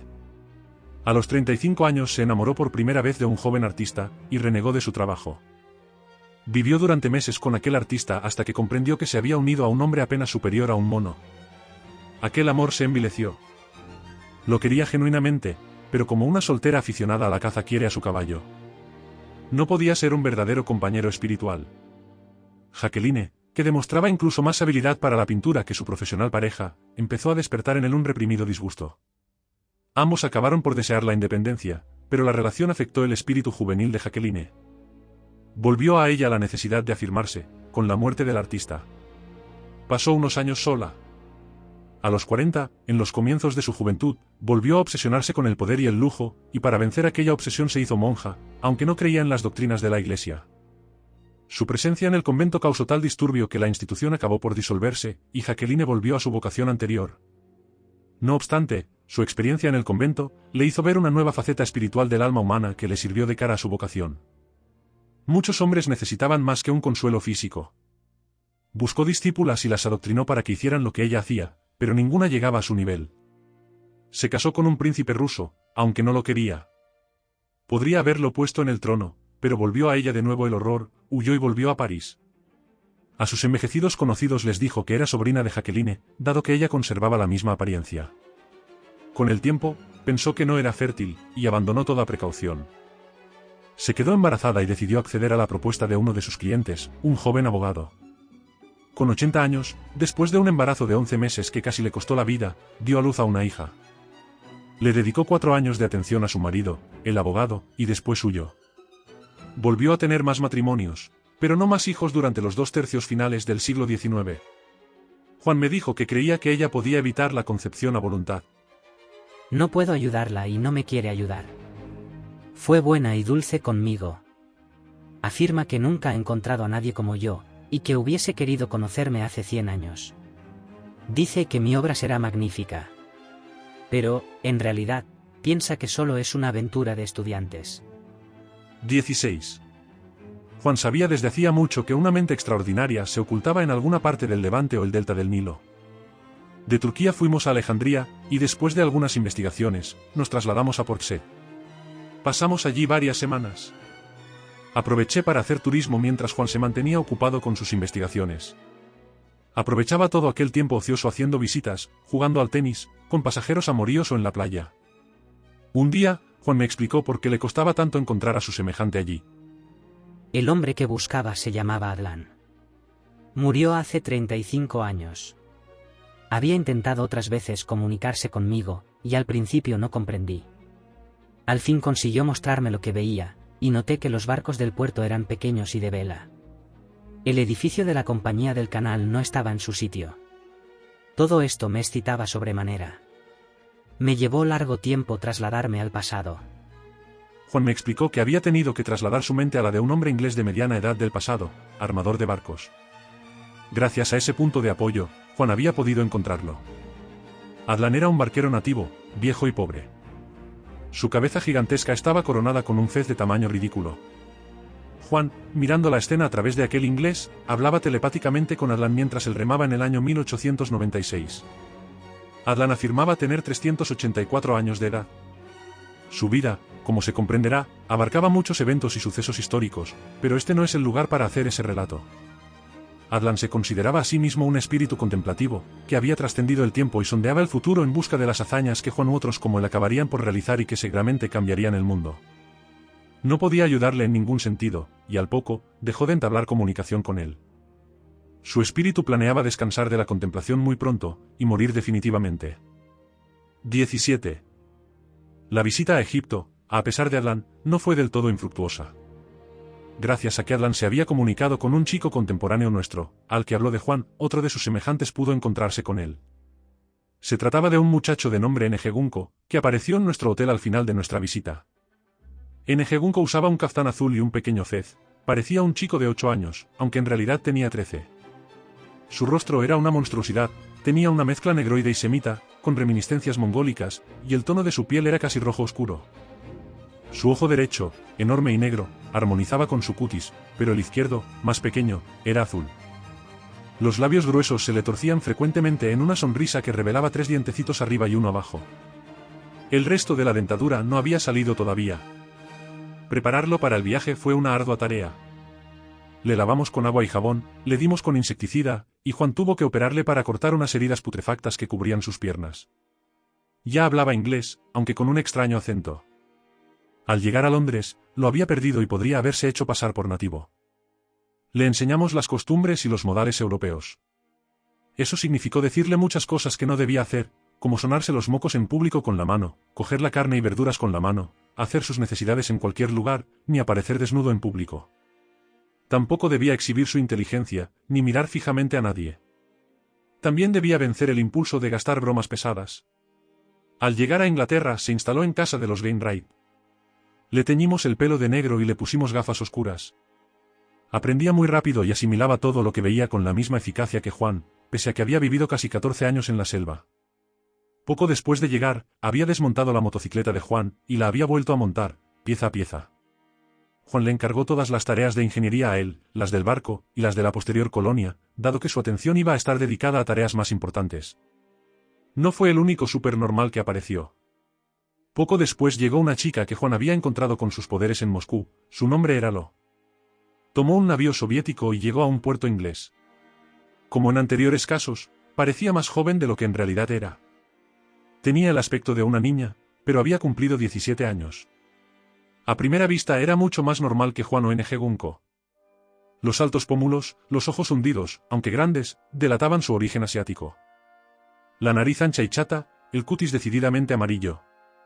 Su apariencia recordaba al de una estatua en la que el artista hubiese expresado un ideal felino. Su rostro era inmutable y no denotaba nunca cambios de expresión, lo que sumado a su carácter silencioso aumentaban la sensación de encontrarse frente a una estatua, y desconcertaba a todos, especialmente a Pax. Lo no dormía. Decía que era una pérdida de tiempo. No sé si lo he dicho, pero parece una característica común, los otros supernormales apenas lo hacían tampoco. Juan dormía 4 horas por noche y luego podía pasar 3 días seguidos sin hacerlo. Lo devoró todas las novelas de Jane Austen. Le fascinaban y atesoraba el momento de llegar a la colonia para poder retratar la vida de su especie del mismo modo que Jane retrataba su pequeño mundo de Homo sapiens. 18. El primer viaje del Skid no tardó en llegar. Supe de algún modo que yo no iría en el yate. Podía vivir mi propia vida. Podía casarme y establecerme. Juan, si me necesitaba, me llamaría a su lado. Pero, ¿cómo podía yo vivir sin Juan? Traté de convencerlo. Un barco parecido a un plato, con 3 niños a bordo, no atraería tanto la atención si llevaba también un adulto. Mi sugerencia fue rechazada. Juan me dijo que ya no parecía un niño, y que, además, podía retocarse el rostro. N.G. Gunko y lo aprendieron a volar. Los 3 se familiarizaron rápidamente con las características de los particulares aparatos que Juan había diseñado. Hicieron un viaje de prueba a las islas occidentales. En este viaje se me admitió como huésped.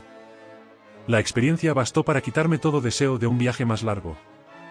En el interior del yate apenas había espacio y resultaba muy incómodo para viajes más largos. La cantidad de máquinas, utensilios y provisiones era increíble. Nos sorprendió una tempestad y enfermé. Le ocurrió lo mismo a N.G. Gunko. Juan decidió buscar un puerto porque pensábamos que se moría. Se acostó en una litera durante 10 minutos, y se levantó con un grito. Dijo que había aprendido a controlar el reflejo del vómito. Una semana después, el Skid emprendió su primer viaje largo. Los padres de Juan y yo los despedimos en el puerto. El doctor estaba preocupado, porque pensaba que eran demasiado jóvenes. Pax estaba tranquila, pero le costaba despedirse.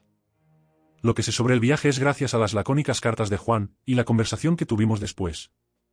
El itinerario fue establecido de acuerdo con las investigaciones telepáticas. Mantenía comunicación con un hombre en el Tíbet y 2 en China, pero seguía buscando nuevos miembros. Bordearon la costa de África durante 3 semanas. Juan voló sobre el Sáhara, donde lo sorprendió una tormenta y tuvo que parar. Cuando terminó la tormenta, limpió el motor y regresó al barco. Llegaron a Ciudad de El Cabo. Allí Juan y Lo no encontraron a nadie, pero N.G. Gunko se perdió buscando en las espesuras y los páramos. Tardaba tanto en volver, que Juan tuvo que avisarlo temiendo que su personalidad fuera inestable. N.G. Gunko acabó mandándoles un aviso de ayuda y Juan y Lo fueron a su encuentro, porque no tenía dinero para el ferrocarril. Entre sus brazos traía un bebé negro que boqueaba y se retorcía. Su madre había llamado N.G. Gunko, ella era casi supernormal, y el bebé, sin duda, lo era, ya incluso en el vientre materno. Era un caso excepcional. La madre murió tras el parto de 11 meses de gestación. N.G. Gunko había tenido que alimentarlo mediante leche de antílopes, a los que había ordeñado él mismo. El bebé no había adelantado, pero estaba vivo. N.G. Gunko pensaba que aquel bebé podría adelantarlos a todos, y Juan más tarde, al sondear la mente de la criatura estuvo de acuerdo. Lo llamaron Sambo, y N.G. Gunko se consagró a él y sus cuidados. Pusieron rumbo a Bombay. Más tarde supe por Juan que a la altura del Ecuador, al terminar una tormenta particularmente fuerte, el Skid se encontró otro barco inglés que naufragaba. Salvaron a cuantos pudieron, que fueron pocos y los remolcaron en los botes salvavidas un buen trecho. Los tripulantes de Juan, sin embargo, al sondear a sus huéspedes descubrieron que, con su encuentro, habían despertado la curiosidad por ellos que, al fin y al cabo, eran 3 niños en medio del mar en un barco que se movía por una fuerza incomprensible. Juan reunió a su tripulación, hablaron del tema y decidieron acabar con la situación de forma drástica. Mataron a sus huéspedes con pistolas y rifles.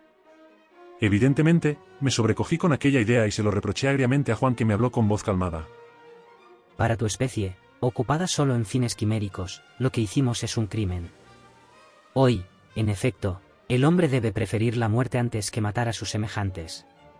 Pero así como el hombre mata lobos y tigres para protegerse, así nosotros matamos a aquellas criaturas. Eran inocentes, pero peligrosas. Amenazaban la más noble empresa de este planeta. Pues si tu especie nos descubre, y comprende lo que somos, nos destruirá. Juan me miró, casi suplicante. Quería convencerme por cariño hacia mí. Por mi parte, aunque no apruebo la conducta de Juan, tampoco la condeno. Tras este suceso, llegaron a Bombay, donde Juan emprendió un viaje en avión al Tíbet. Allí encontró a un monje, Langatse, ciego de nacimiento. Gracias a aquella ceguera había desarrollado mucho más sus poderes mentales. Veía a través de los ojos de otros. Podía utilizar la visión de muchos al mismo tiempo, y ver un solo objeto desde distintos puntos de vista. Juan quería que lo acompañara, pero Langatse era parecido a Adlan. Animó a Juan en su aventura y consintió en ostentar el cargo de consejero de la colonia, pero sus objetivos eran otros y no quería abandonar su vida espiritual. Por su parte, había encontrado a 2 hermanas, pero no las trajo consigo al barco y señaló que se unirían a ellos más tarde. El Skid partió de nuevo, esta vez a Cantón, donde Juan encontró a Sen Kwon, un joven chino con quien ya se había comunicado. Sen Kwon se dirigió al interior del continente guiado por Langatse, que había descubierto a 4 jóvenes en la remota provincia oriental de Sichuan. Langatse descubrió a 4 jóvenes tibetanos más, pero estos se quedaron en el monasterio y luego a una chica, chino-americana llamada Basintonia Yon, a la que todos llamaron Wasi. El Skid partió para ir a buscarla. Era necesario ahora descubrir una isla. Debía ser de clima templado, con suelo fértil y pesca abundante, y estar alejada de todas las rutas. Este último requisito era importante. Dieron con una que estaba en el interior del ángulo formado por las rutas que, partiendo de Nueva Zelanda, iban hacia Panamá y el Cabo de Hornos. Era pequeña pero cumplía los requisitos. El problema era que estaba habitada. No podíamos permitir que nos molestaran. Hubiésemos podido, quizá, destruir sus recuerdos de la isla y nosotros, y luego trasladarlos. Pero nuestra técnica para provocar el olvido era aún, a pesar de las enseñanzas de Langatse, muy imperfecta. Decidimos destruirlos con una técnica hipnótica que en aquellas mentes religiosas no podía fracasar. Nos hicieron una fiesta de bienvenida. Durante la fiesta, lo bailó para ellos. Les indujimos en sus mentes que éramos dioses. Les pedimos que construyeran una pira funeraria y se acostaran en ella. Así lo hicieron, hombres, mujeres y niños. No puedo defender esta acción. Quizás la única defensa de este asesinato psicológico cometido por los supernormales sea la siguiente: decididos a adueñarse de la isla, no eludieron las consecuencias de esa decisión. Pero no seré yo quien juzgue a seres que me demostraron diariamente que no solo poseían una mayor inteligencia que la mía, sino también una mayor comprensión moral. 19. El Skid llegó a Inglaterra, sin aviso previo, 3 semanas antes de la fecha en que debía casarme. Berta y yo entramos en la sala de mi casa, y allí estaban los tripulantes del Skid, cómodamente instalados, comiendo mis manzanas y unos bombones que tenía reservados para Berta. Durante un momento no supimos qué decir. Sentí que Berta me apretaba el brazo. Juan, estirado en un sillón junto al fuego, comía una manzana. Tirada en la alfombra de la chimenea, hojeaba el New Statesman. Ejegunko, en otro sillón, masticaba bombones y se inclinaba sobre Sambo. Creo que ayudaba a la criatura a ajustarse las gruesas ropas sin las cuales no hubiera sobrevivido en el clima inglés. Sambo, de cabeza y vientre enormes, con miembros que parecían ramitas, me miró inquisitivamente. Washingtonie, a quien yo no conocía, me pareció, al lado de aquellos monstruos, notablemente vulgar. Juan quería ir de compras y para eso me necesitaba durante unas semanas. Le dije que estábamos a punto de casarnos. Juan se quejó y enseguida, sorprendido de mí mismo, le aseguré que podríamos demorarlo un par de meses. Por supuesto, murmuró Berta desplomándose en un sillón. Juan quería reacondicionar el barco y el avión, enviar madera a la colonia, y alimentos. Tenía una larga lista de libros que yo debía conseguir, con docenas de obras técnicas sobre muchos y diversos temas, además de literatura, en varios idiomas. Ciertos libros ocultistas asiáticos me tomaron mucho tiempo. Juan recibió a más gente para la colonia, como Heli, una chica que tenía una visión hipersensible, con 2 tonos separados en el azul, y capaz de ver el infrarrojo y el ultravioleta. O Marian Lafont, una chica francesa muy bonita, de ojos negros y piel aceitunada, que sabía citar de memoria cualquier pasaje de cualquier libro clásico. También una muchacha sueca llamada Sigrid, de quien Juan decía que era peinadora de mentes. Tenía el don de acabar con las confusiones del espíritu. También conocía a otros chicos, Kemi, Sejin y Kargis, que parecían versiones más jóvenes de Juan. Los 10 jóvenes y el niño se hicieron a la vela en el Skid en agosto de 1928. Para entonces, los miembros asiáticos ya habían llegado a la isla. Un huracán había pasado por la isla destruyendo algunos edificios. La colonia disponía ya de frutales y hortalizas y 6 canoas para pescar. Se creyó que Kargis, gravemente afectado por una enfermedad digestiva, iba a morir, pero curó. Los restos de una tortuga de las Galápagos habían aparecido en la playa después de sabe Dios qué viaje. Sigrid había domesticado un albatros que robaba el desayuno. La colonia había sufrido su primera tragedia, un tiburón había sorprendido a Yang Chan, y Kemi, que había intentado rescatarlo, estaba gravemente herido. Sambo se pasaba las horas leyendo, aunque todavía no sabía sentarse. Habían fabricado flautas como la de Jaime Jones, pero para manos de 5 dedos. Somotre e uno de los tibetanos, Ishajin componían una música maravillosa.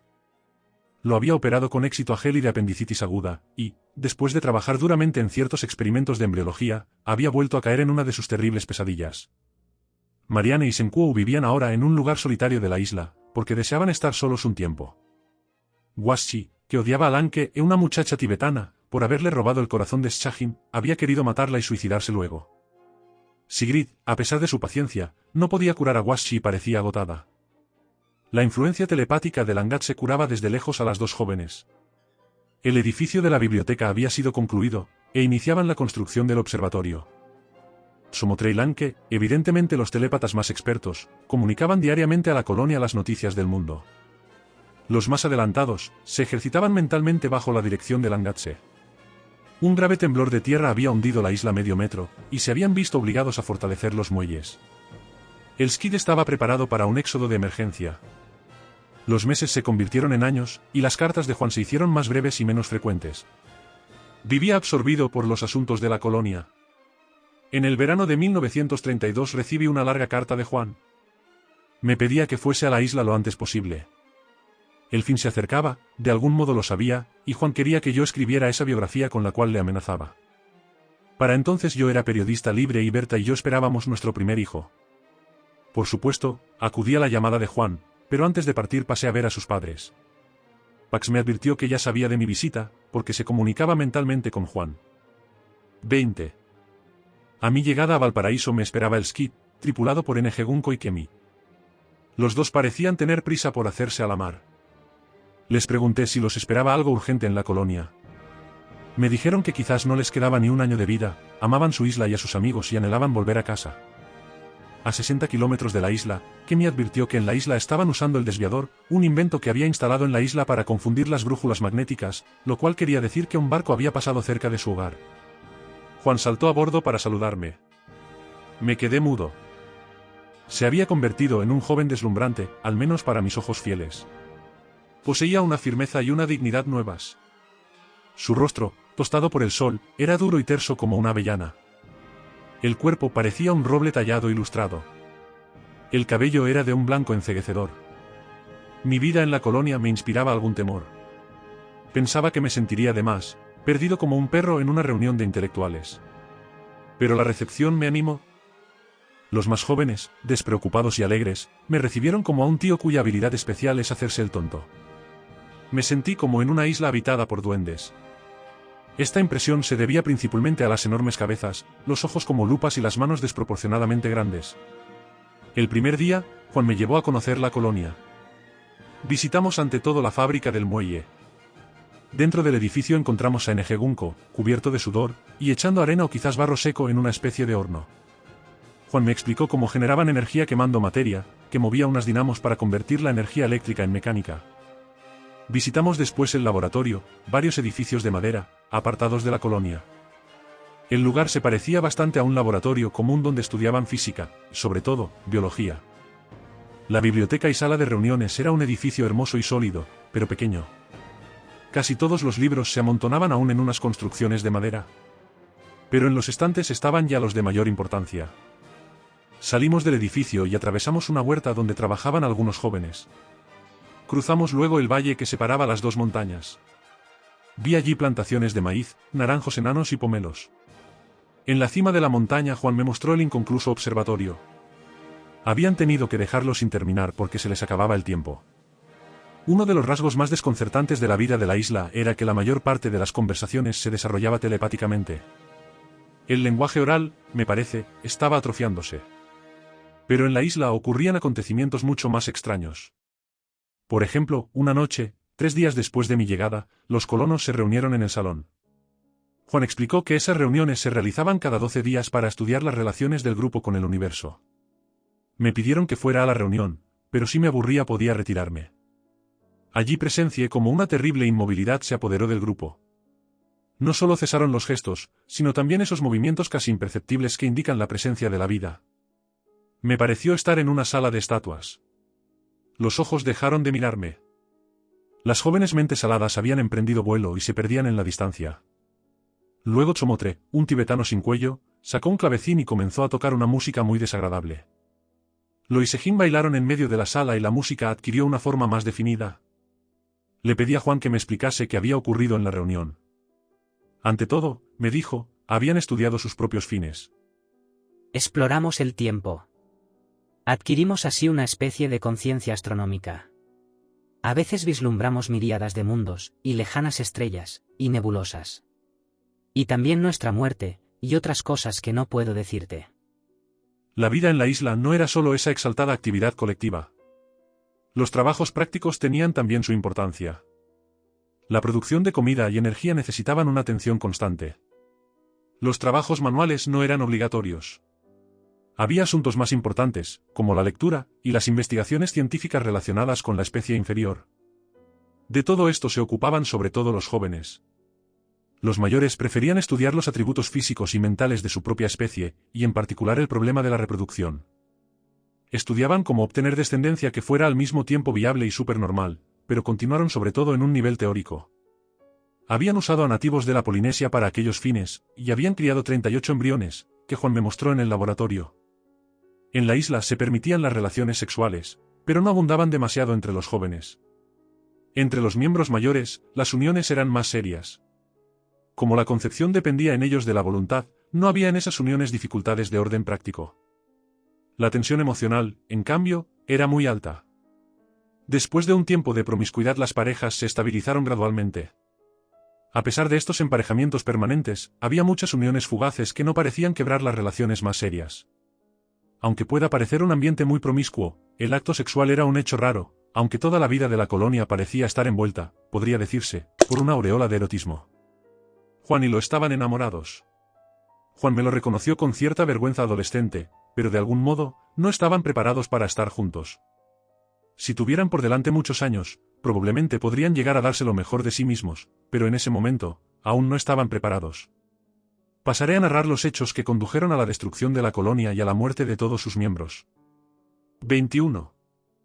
Me encontraba en la isla desde hacía 4 meses, cuando nos descubrió una nave inglesa. Supimos enseguida, por medios telepáticos, que se acercaría a nosotros, pues estaba estudiando las condiciones oceánicas del sudeste del Pacífico.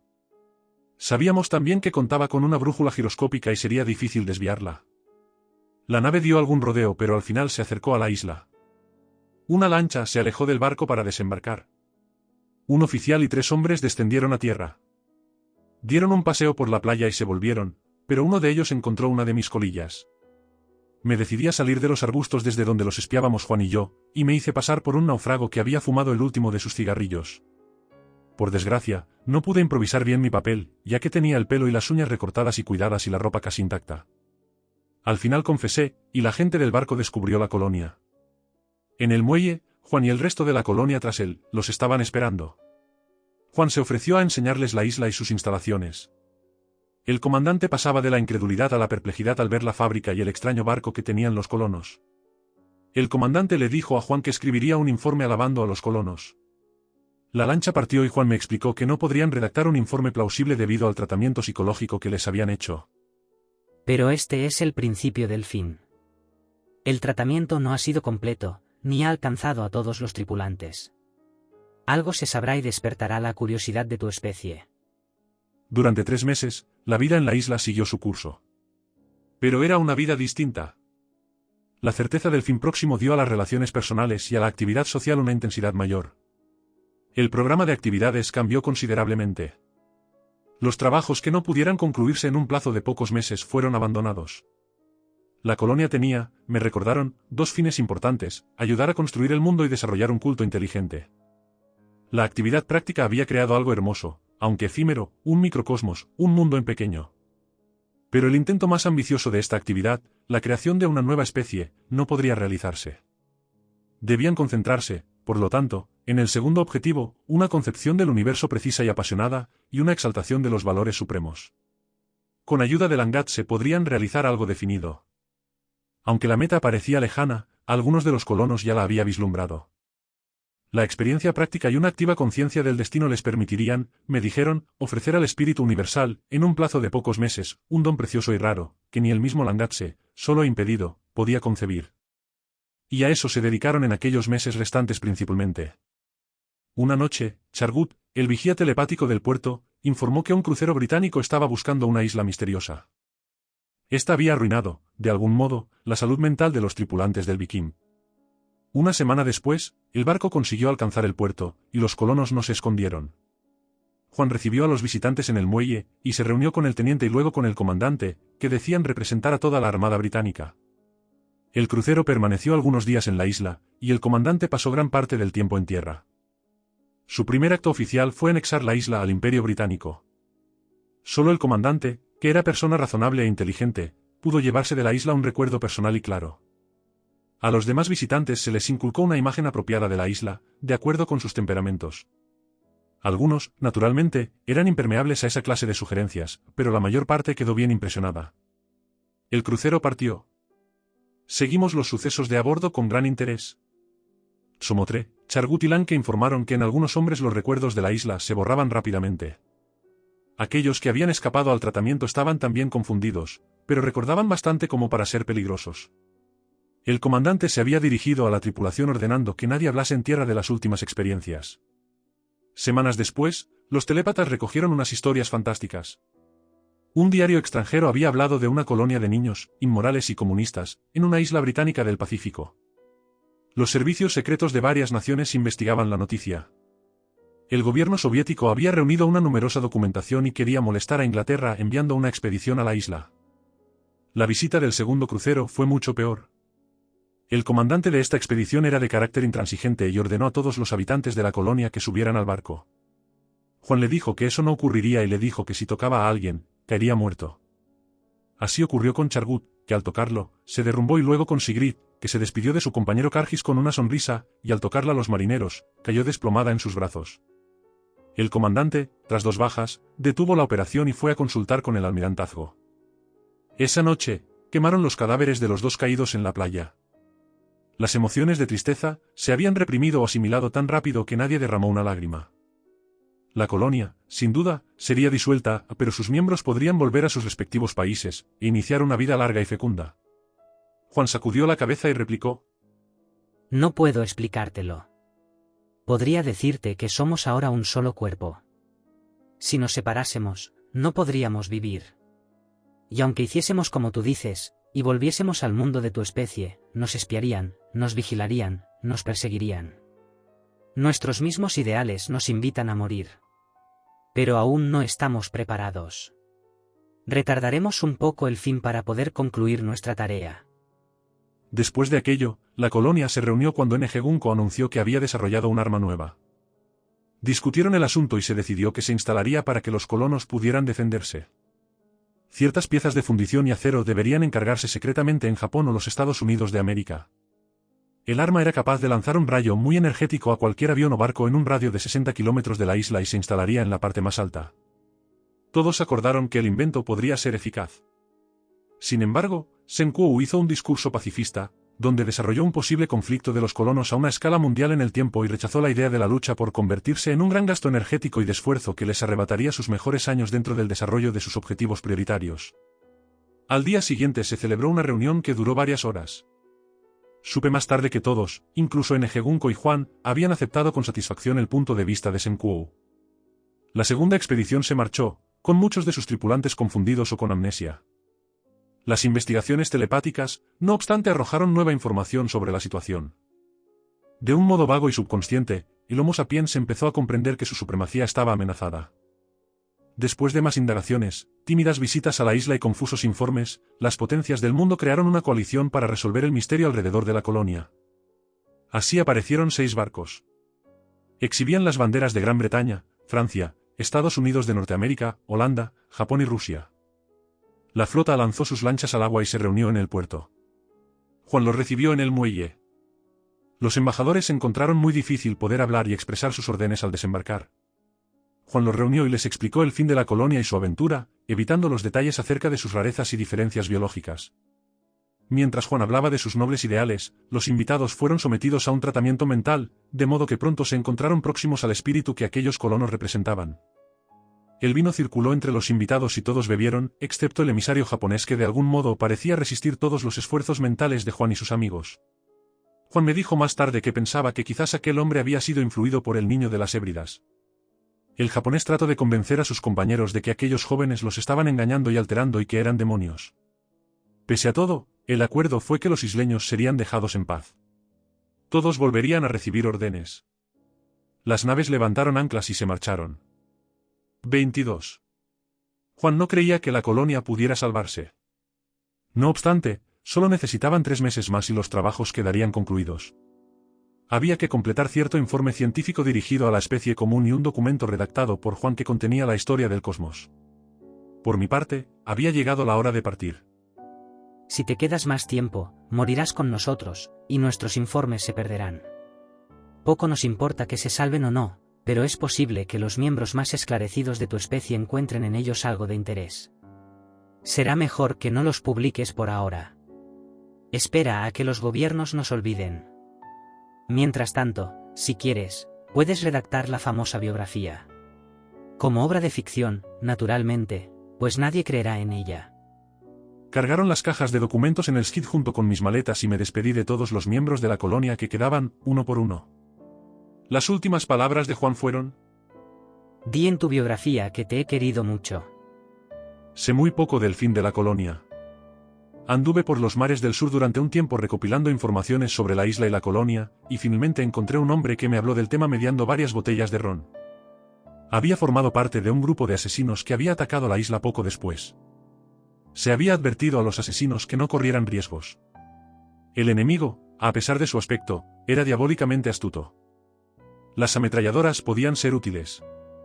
Era mejor no parlamentar. El grupo de asesinos desembarcó y acechó a los habitantes, pero un terror inexplicable se había apoderado de todos ellos antes de que alcanzaran sus objetivos. Aquel primer ataque había fracasado sin poder explicarse las razones irracionales para abortarlo, pero aquella circunstancia se había vuelto a repetir en un segundo y un tercer intento en el que los nerviosos hombres se habían emborrachado para eludir el nefasto miedo que los invadía cuando se acercaban a sus objetivos. Después del tercer fracaso, y aún con temor a volver a sus patrias por miedo a las represalias, los invasores habían sido testigos de una explosión en la isla y luego algo parecido a un terremoto. La isla había comenzado a hundirse tirando del ancla de su barco que fue en parte succionado hacia el mar siguiendo el hundimiento. Gran parte de la tripulación había muerto y el barco había quedado casi destrozado. Este cataclismo ocurrió, parece, el 15 de diciembre de 1933. Pudo haber sido de naturaleza puramente física, pero, cuando me lo contaron, pensé otra cosa. Supuse que los isleños habían resistido a los invasores para ganar unos días y concluir su tarea.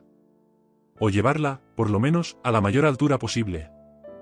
Me agrada pensar que cumplieron su propósito. Luego de conocer esto, volví a Inglaterra. Temía el momento de informar a los padres de Juan de la noticia, pero al llegar ya me estaban esperando en el muelle. Pax me dijo enseguida que no era necesario que les preparase, lo sabía todo, había visto la derrota de aquellos hombres y luego muchos sucesos felices en la isla. Vio a Juan caminando por la costa con Lo, cogidos de la mano, al fin enamorados. También vio a todos reunidos en una sala mientras Juan decía que era hora de morir. Todos se habían puesto de pie y salieron en grupos o parejas. Se reunieron en una casa de piedra. Junco entró con Sambo en los brazos. Hubo de pronto una luz cegadora, ruido, dolor, y luego nada. Fin.